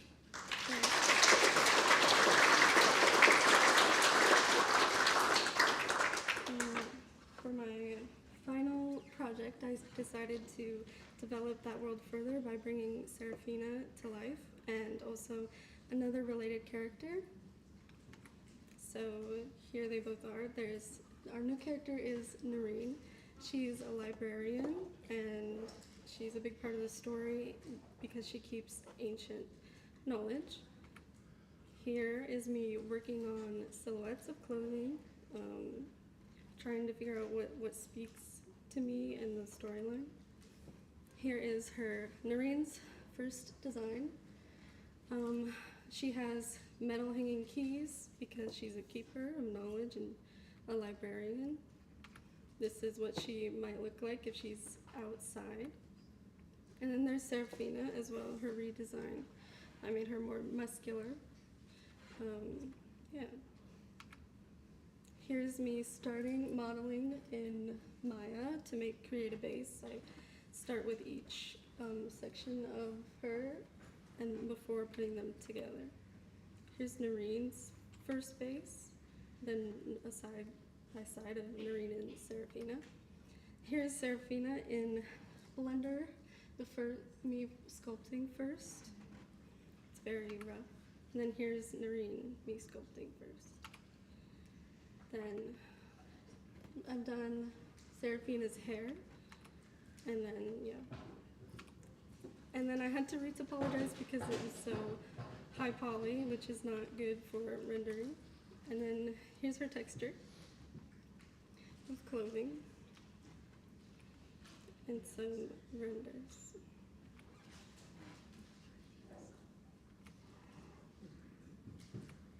And then here's Noreen textured.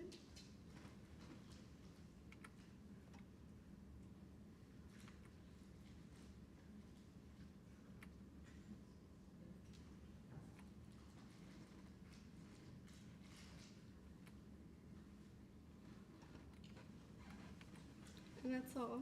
Thank you.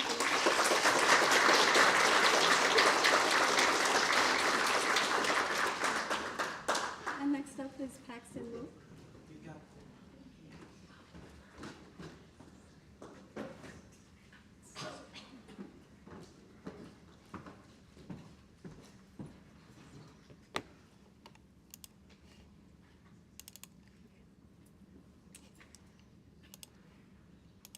Okay, so hello everybody. I'm Paxton Wilke. I'm an animator and I love storytelling through animation. I love exploring characters and worlds. We're gonna start off strong with my demo reel.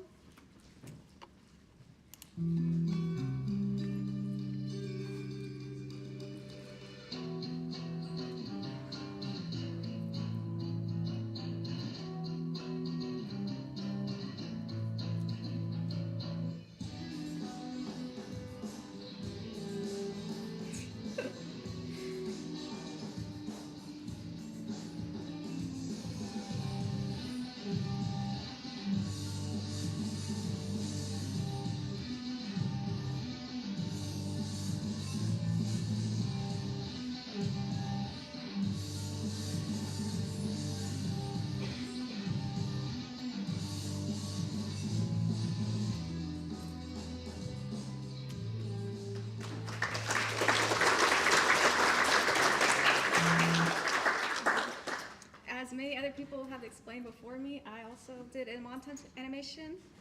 My story is about the bond between a little girl and her stuffed animal, and the pain that follows when that friend is lost.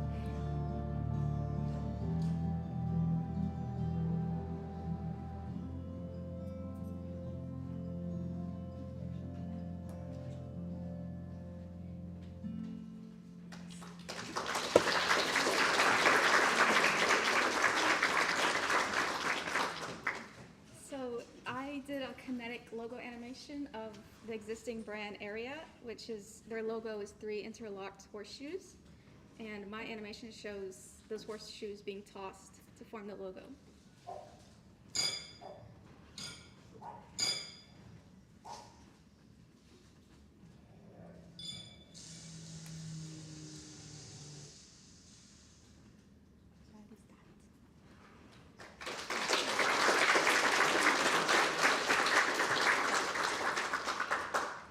This project was definitely out of my comfort zone.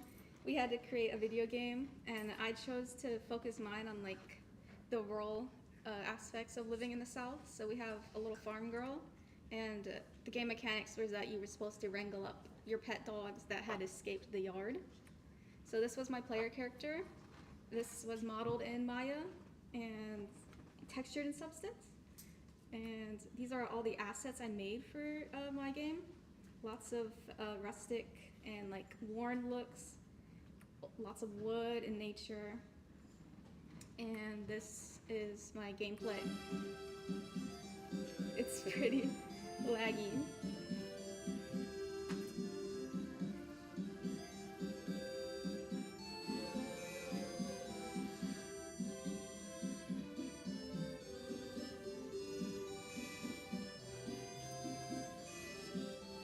So she's just collecting the treats right now, and then once she gets enough, she can interact with the dog, and then he follows her.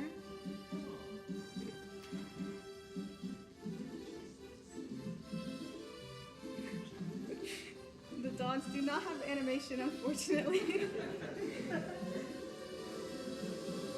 And then the audio glitches. All right, brought them back safe and sound.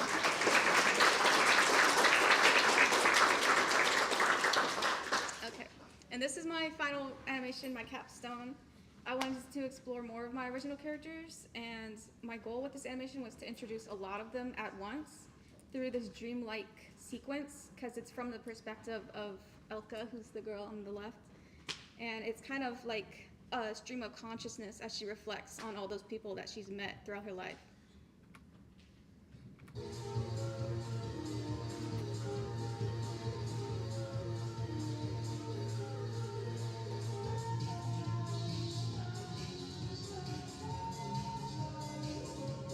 No, the lag.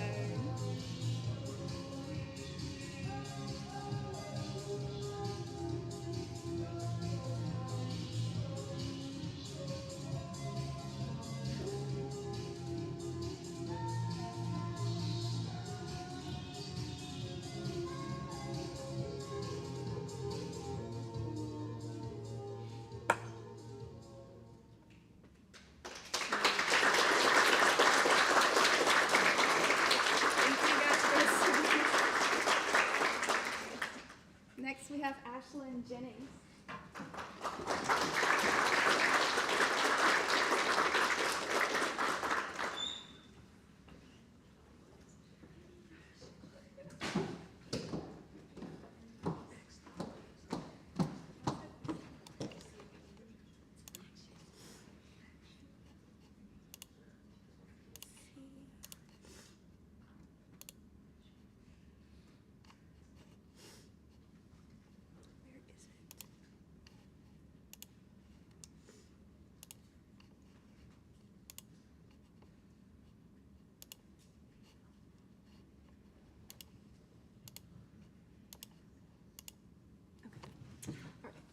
Hi everyone, I'm Ashlyn Jennings, and today I'm going to show my work from ECU.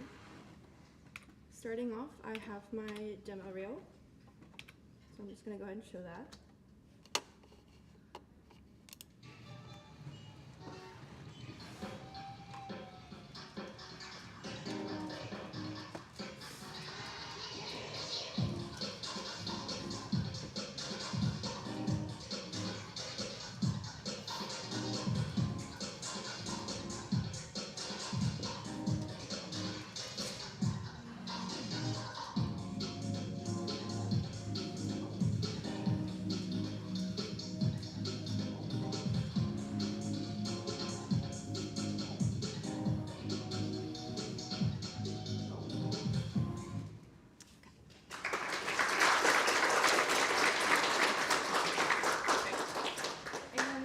For my next project, I did a themescape-esque like infographic based on life in tide pools.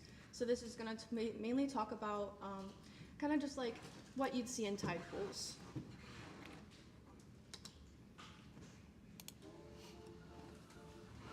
Tide pools might look small, but they're packed with life. If you take a closer look, you'll almost always find sea snails and sea stars doing their thing. Sea snails are tougher than they look. Shells protect them, and their muscular foot lets them grip tightly onto rocks. Sea stars are some of the most recognizable animals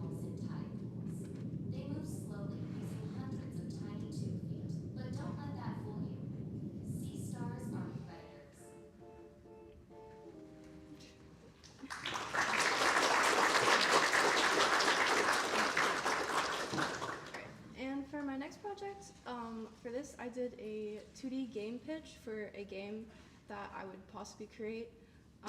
It's called Planet Aura, and it's basically kind of like based on the movie Alien, where they visit the planet and they run into alien civilization.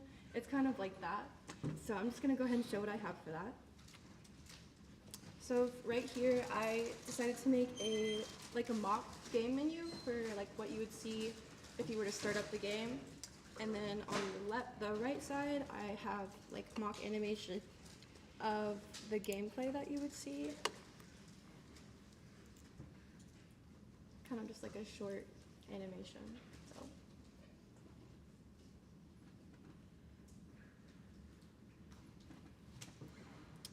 Great. And also I included some early concepts here where I was basically just kind of like mapping out details and playing with like form, figuring out like character designs for the game. So here is like some early concepts, like silhouettes. And then here is the rough concepts I've included after I've done the silhouettes. This is what I came to conclusion with for the main character and also the side protagonist. And then here is the final character sheets. Catherine is the main character, and then Genna is the supporting character. So I figured I would include these sheets as well. And then I also included some prop designs, kind of like what you'd see in the game, like pick up items, and also kind of like costume designs, also included on the right. And then I've also included concepts for the alien civilization, like in the middle. And I had a lot of fun with this. I kind of went crazy with it, as you can tell. I included creature designs for the game, and I'm pretty proud of how they look. So. And then here's some more environments that I included in the game. As you can see, like the fauna and also the creatures. I've included kind of like what you would see on the planet, like as far as like rock formations and like weird plants. So. And then my next project,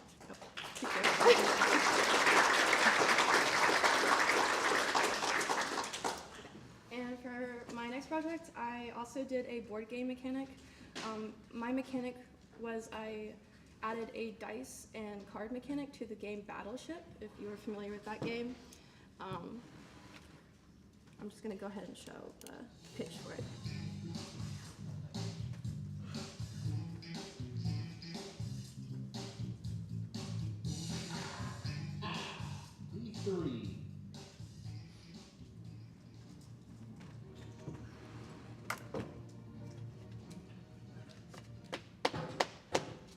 Some handy dandy voice acting from Bradley Trivett.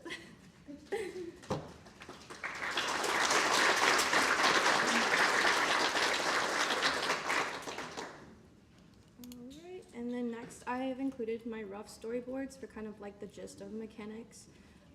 You can see the dice roll mechanic where it's showing them rolling the dice and landing on whatever number assigns with the cards. I've made it so that the card mechanic has special moves. So when you roll the die and it lands on whatever number that correlates with the card, you would pick that card and use that mechanic in the game.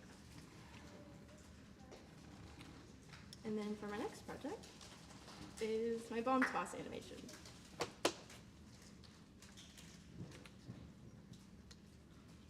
just go ahead and play that.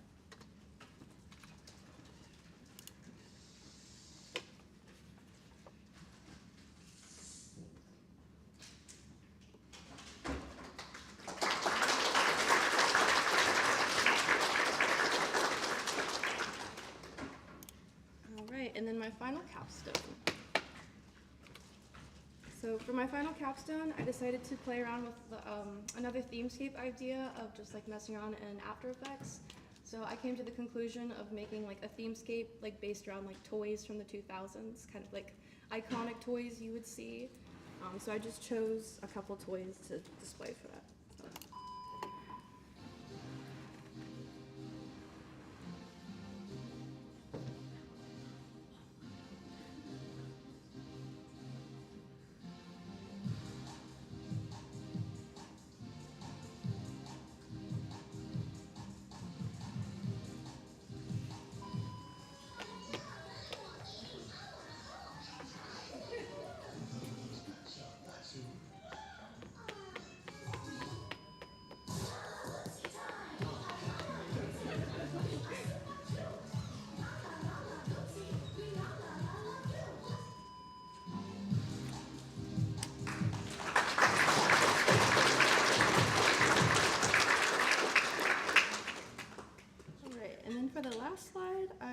included some assets from the video. Oh my god, why did it do that? Okay, there we go. I included some of the Beanie Baby assets that I really love, because I really love Beanie Babies and I love collecting them, so I figured I would show that as well. So, and that's it.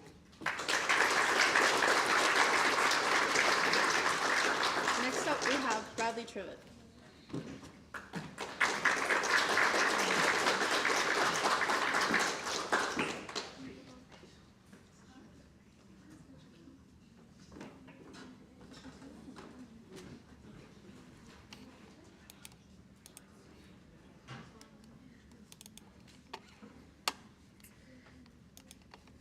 Hello everyone, I'm Bradley Trivett. Of course, I'm a senior as well, so of course I'll be showing y'all some of my art from my past semesters and this semester as well. This here, of course, is my demo reel.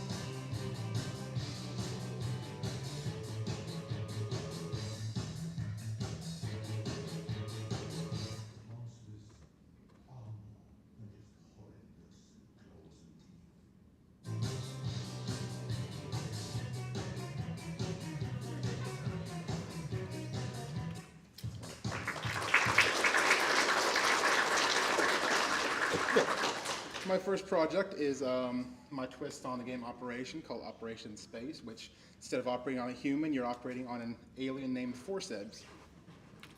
So of course here's Forceps himself on the operating table, and the two scientists, the astrobiologists themselves, Cortex and Vortex, of course the brain and the brawn themselves, they're the ones who, you know, capture him, or I like to say he graciously offered his body towards science. So here's that.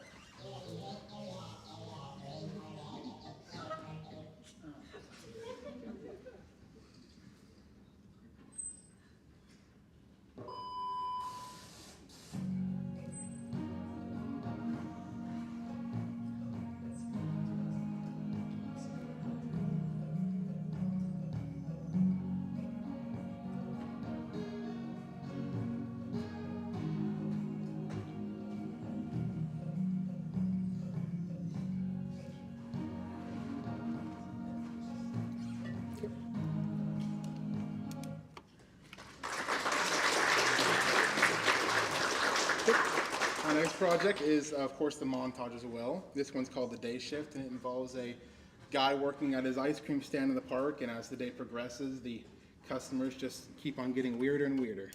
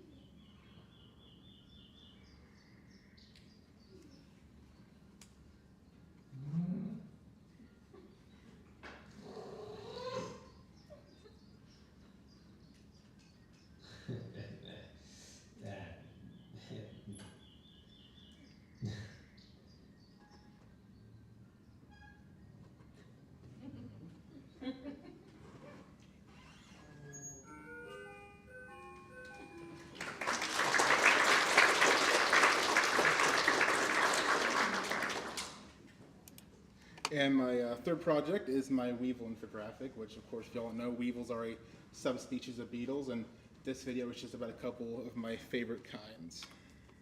Have you ever looked at a rock and spotted a beetle with an absurdly long snout and thought, wait, beetles don't usually look like that?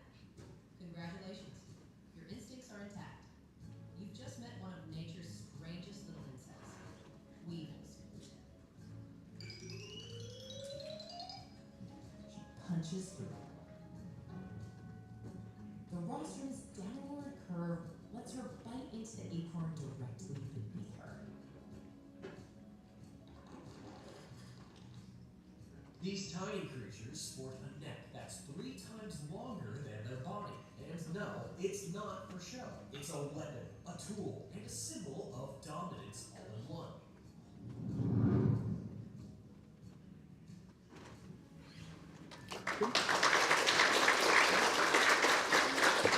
And my final capstone project is a passion project of mine. It's come over like a pitch Bible for a movie or film titled Spatial Awareness, the E.T. in East Tennessee. Synopsis, basically, an alien, a misfit alien, goes by the name of Clairug. He's from the planet Corellon, and of course he doesn't get along with anyone on his planet. He's kind of a runt.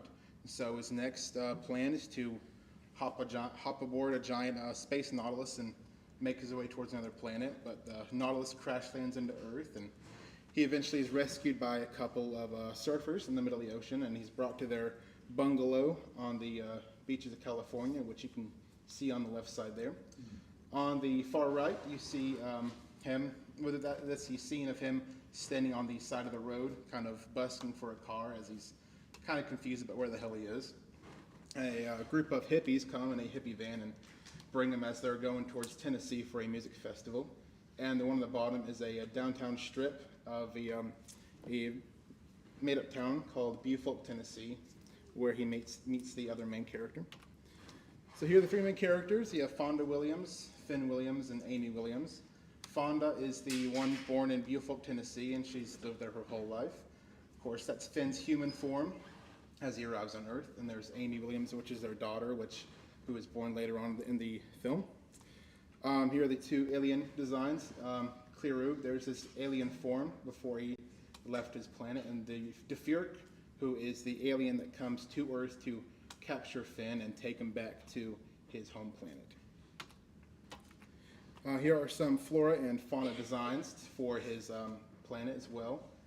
Just some crazy fantasy alien creatures I created. A couple storyboards for the beginning of the film itself. It shows Finn being found in the middle of the ocean and brought inside, and as daylight comes, he is turned into a human, and he has no clue where he is. And here is a final animatic halfway in the film.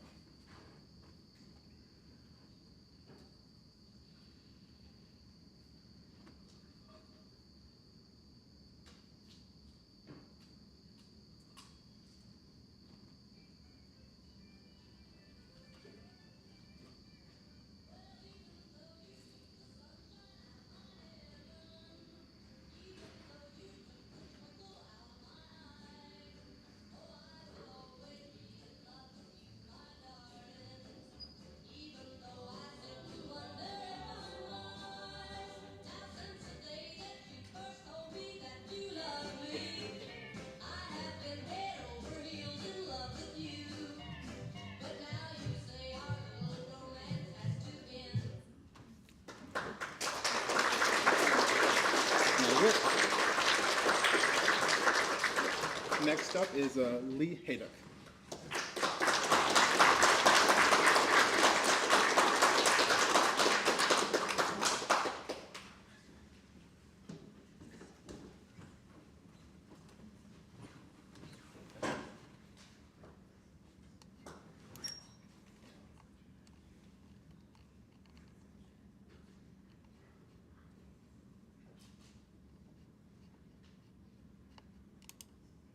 Okay, hello everyone. My name's Lee, and yes, I'm getting the same degree as everybody else here. So let's just start things off with my demo reel.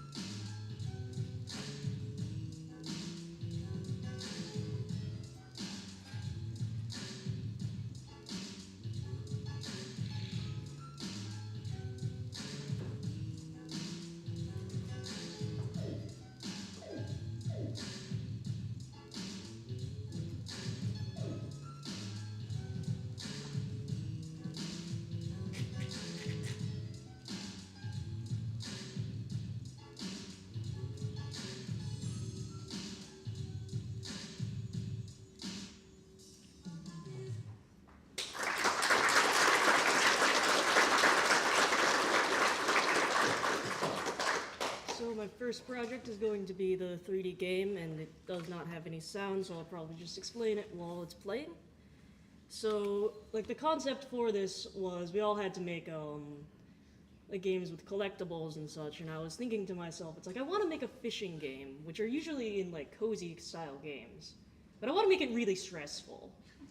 So I was like, oh, what if you had to like collect fish while you were being chased? It was like the goal of the game is collect as many as you can before he gets you. And so yeah, I had implemented a stamina system and a climbing system, as you just saw. And it was like, you're playing as essentially like a fisherman who's in this sort of, he cheated death, so he's in this purgatory punishment of having to do this cycle of catching as many fish as he can before the sort of aquatic Grim Reaper catches him. So this was the character design. I really wanted to keep that like cartoony style within the game. So I was a lot of this was figuring out how to get that post-processing effect on the lighting and to keep those lines on the model. So yeah, and that's gonna come up once again once we get to my capstone, but for now, this is my independent study. So I had decided that because the curriculum here didn't have a lot on like, I was really interested in like 2D like puppet rigs that you see in a lot of shows nowadays. So I thought to myself, okay, that's gonna be quite a lot to have to do, so I only want to model one character for this sort of animation. But it's like, okay, how do we get like an excuse for just one character just to be talking to himself? And I was like, it's like two things came to mind, which was a radio show and somebody who's crazy and talks to themselves. So you put those together and it's a radio show about a guy who sees ghosts. And so there's some concepts for the logo, and I was like, and what kind of art style and character design I was gonna have. And this was his final turnaround.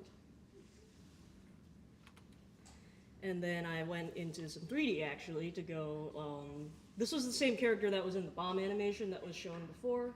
So this 3D model of the room that he's in has been used for both of those things, as well as I had a sculpt of him that I apologize. This was just thrown into my for the rig, and I had taken my storyboard and just like posed him for that, and that made things a lot easier for what I then had to do with the rig. Good Lord. Yeah, this was a bit of an emotional journey to navigate this spaghetti realm of his puppet, but we pushed through. And here's the final product. Hello, Connor. You're on Spirit Box.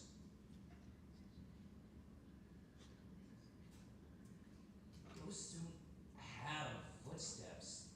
That sounds like water damage. You should get that checked out before your roof collapses, man.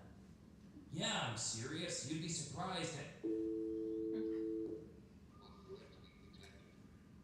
Told you.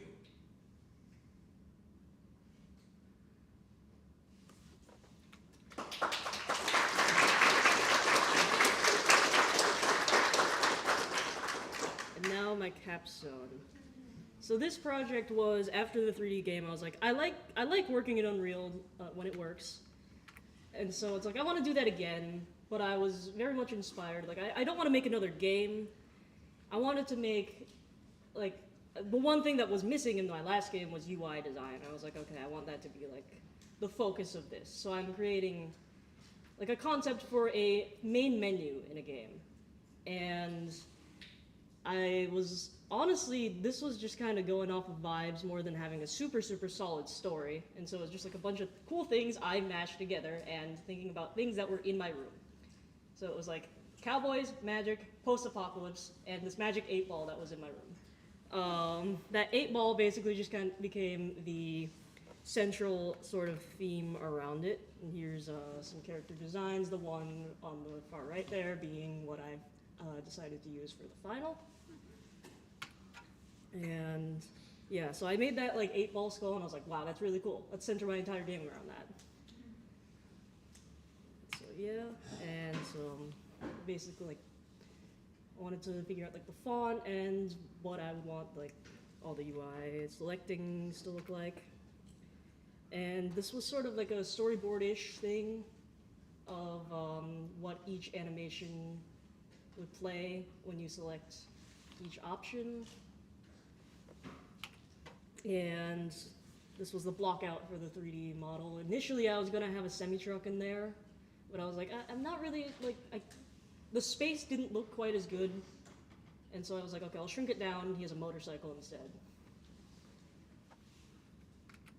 And this was this skull I actually went and did, as opposed to like those on the sheet with all of them.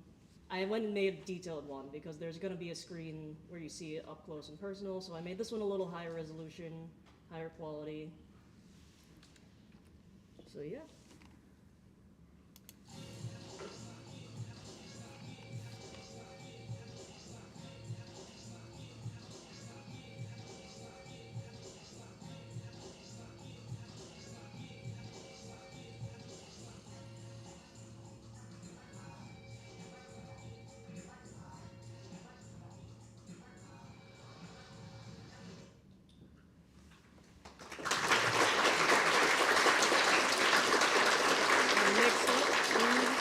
Garrett McSweeney.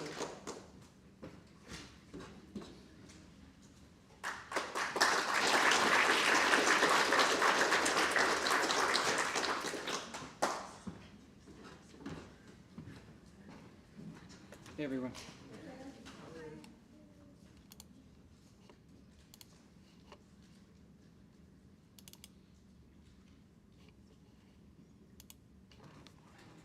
My name is Garrett McSweeney, and this is my presentation, and this is my demo reel.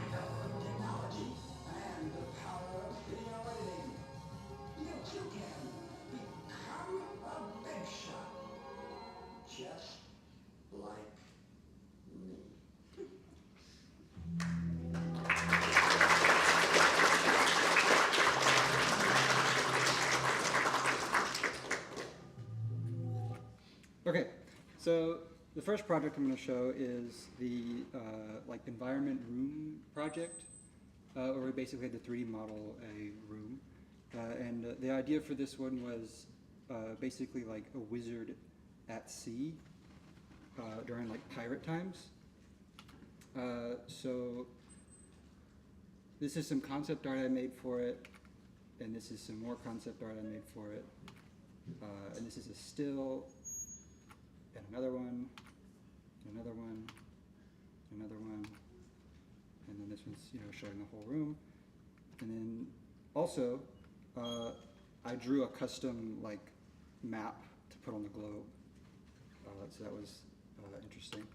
And here's the video.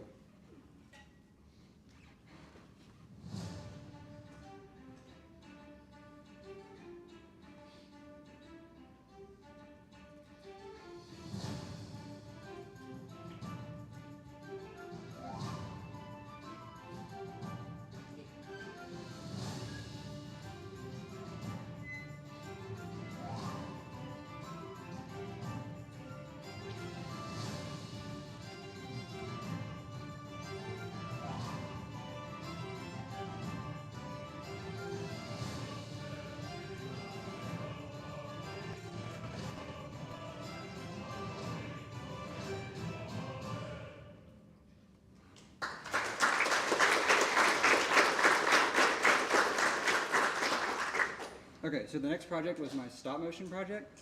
And I did something kind of weird with this one where I made it have multiple endings. So on YouTube, you would get to a certain point and there would be a prompt for you to click on to choose which ending happened. But since we don't have YouTube right now, I just kind of cut all of that together. So yeah.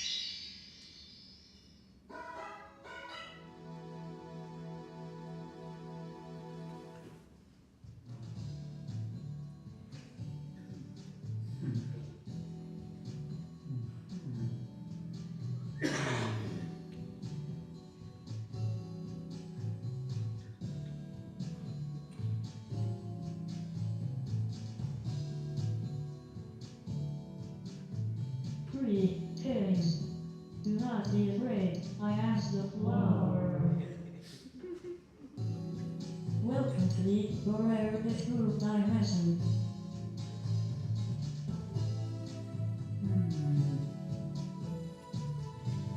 I convey you enlightenment. But first you must make a choosing. The shade of red or the shade of blue. Please indicate your preference.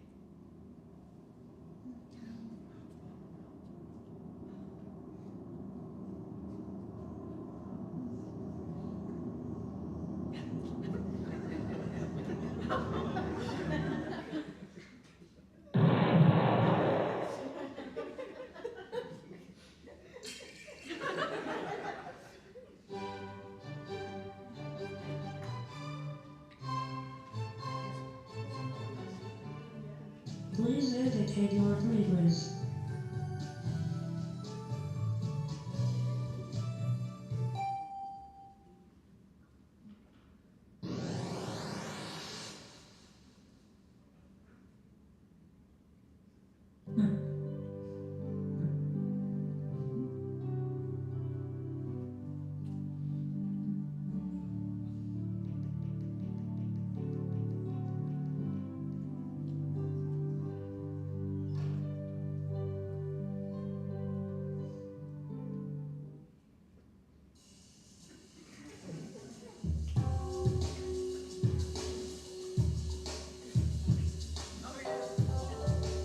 Please indicate your preference.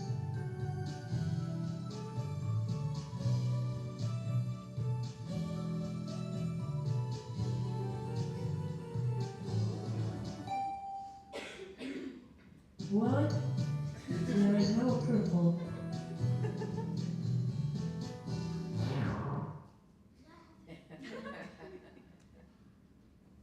Do not touch that.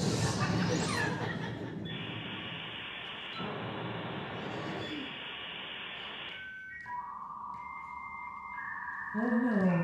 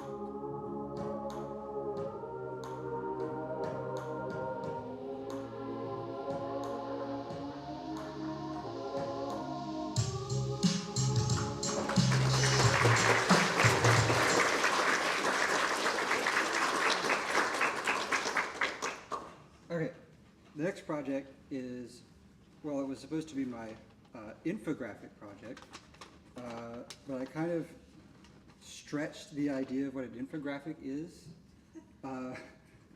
So like it's animated and there's information that's conveyed and there's a graph in the video. But yeah, so before this project, I had already made a 3D model of a character, so I was like, this is a great opportunity to use that in this video, and that's this. So it's actually based on a character from a video game called Deltarune, and the character's name is Spamton, and he's basically like a representation of spam emails and internet scams. So the idea behind the video that I made is that he made the video and he's trying to like give you advice, but it's like not necessarily good information, but you know. I also, like I filled it with tons of Easter eggs and references to the game, and also I did the voice acting for it too, which was a lot of work, but yeah. Oops. Yeah, these are the storyboards I did, and here's the video. Hey,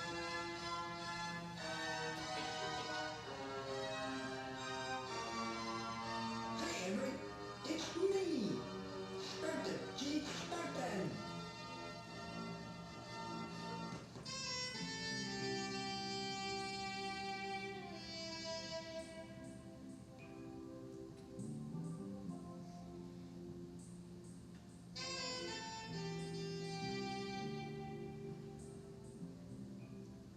Have you lost control of your life?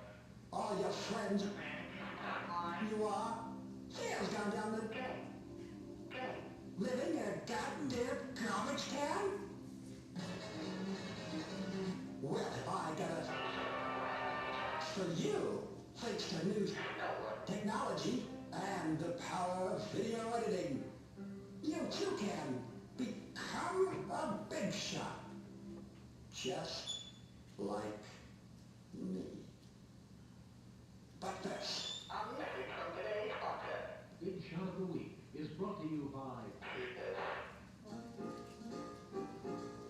Tip number 1. Do not gamble. Gambling is a surefire way to lose all your hard-earned. Not to mention all the friends you'll lose. I mean, who do you think you are? Some kind of...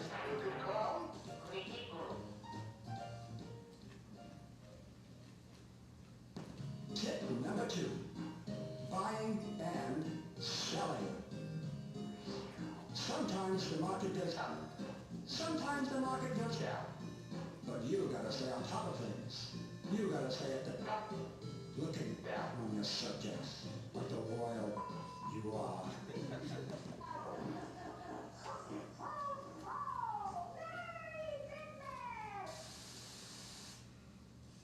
Tip number 3.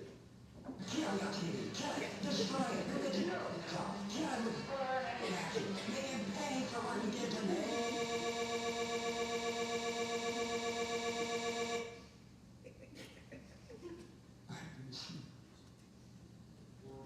4. Define destiny. Never let anyone tell you what you can or cannot do, who you can or cannot be. Look at me. I used to be nothing but the email guy. Now I'm bigger than ever. Don't let freak win. Fight back. Don't take a weapon. Fight. Fight. Cut your... Look straight in the eye and say...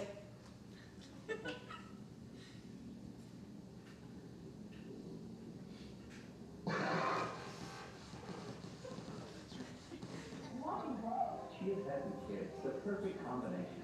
What would you like to do?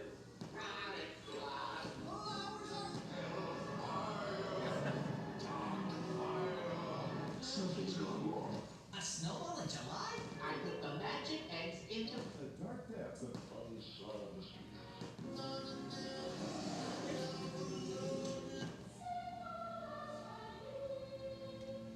You unlock this door with the key of imagination.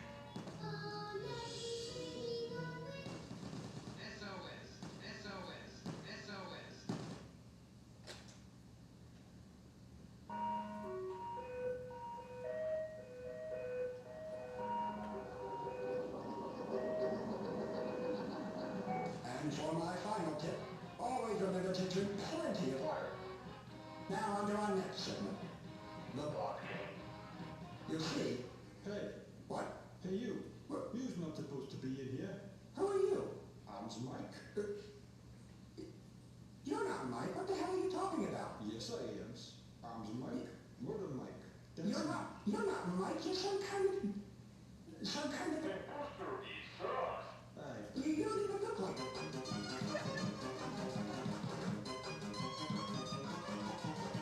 You know nothing about Mike. You know nothing.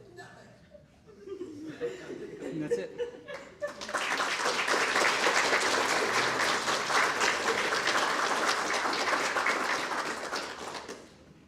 Okay, so for my capstone, I didn't really do a short film like the other two things, but I focused more on making a really nice 3D character. So this is him. Yeah. So his name is Ben, and he's like an owl, and also he's like a magical character, but he's also really interested in the science of like space and astronomy and stuff like that. I had already modeled this character twice before, but I made a new version that was maybe a little bit better, hopefully. And both of these were for two previous projects. And over the course of those two, I kind of designed the character and iterated on it, and kind of refined it. I also used him in my group animation that you saw earlier.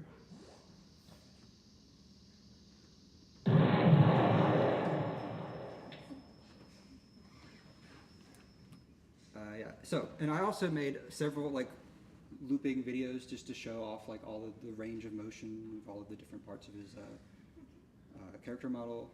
So showing all the different points of articulation and stuff.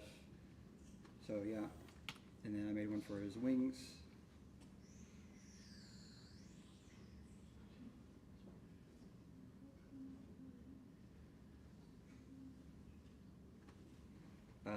And also I made it so his model can do this.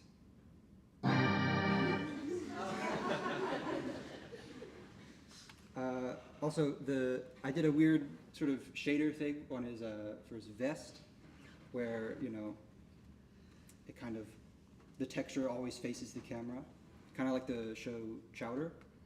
And I made like two textures for it. One is just the color, and the other one is kind of like this fabric pattern. And basically how I did it was just within the shader editor, connecting that thing over there to window instead of one of the other things. And then in the middle, where it says mapping, I can control like the scale of it and the position if I need to adjust it for a certain shot or something, if I wanted, certain things to happen. I also, now this is the cool part of this character, which is the eyes. Now with Spampton, he had 2D eyes and a 2D kind of mouth, or part of his mouth was 2D.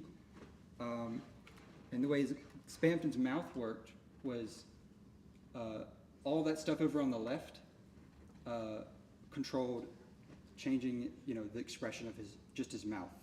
But his eyes had a lot more expressions that it could make, so that turned into this, which was really inefficient. And then I'm still limited to a certain number of expressions.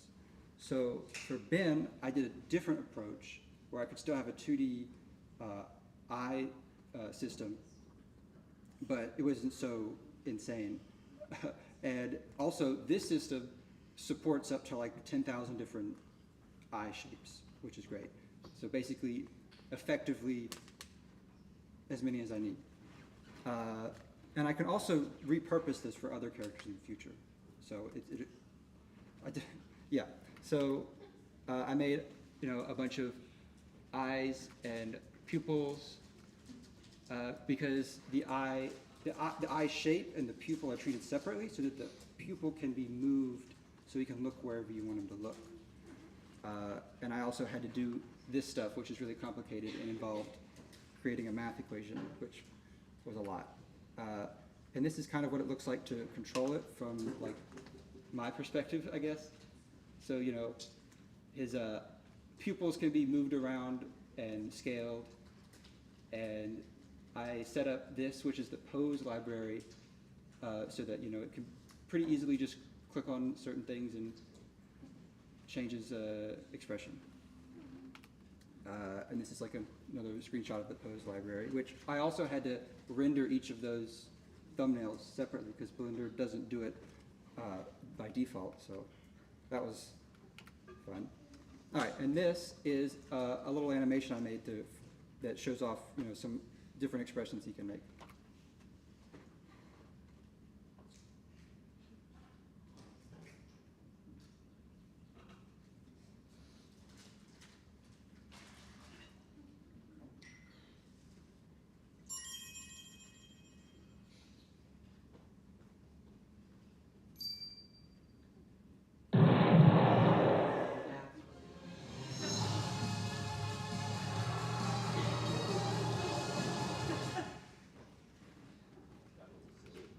Okay, thank you.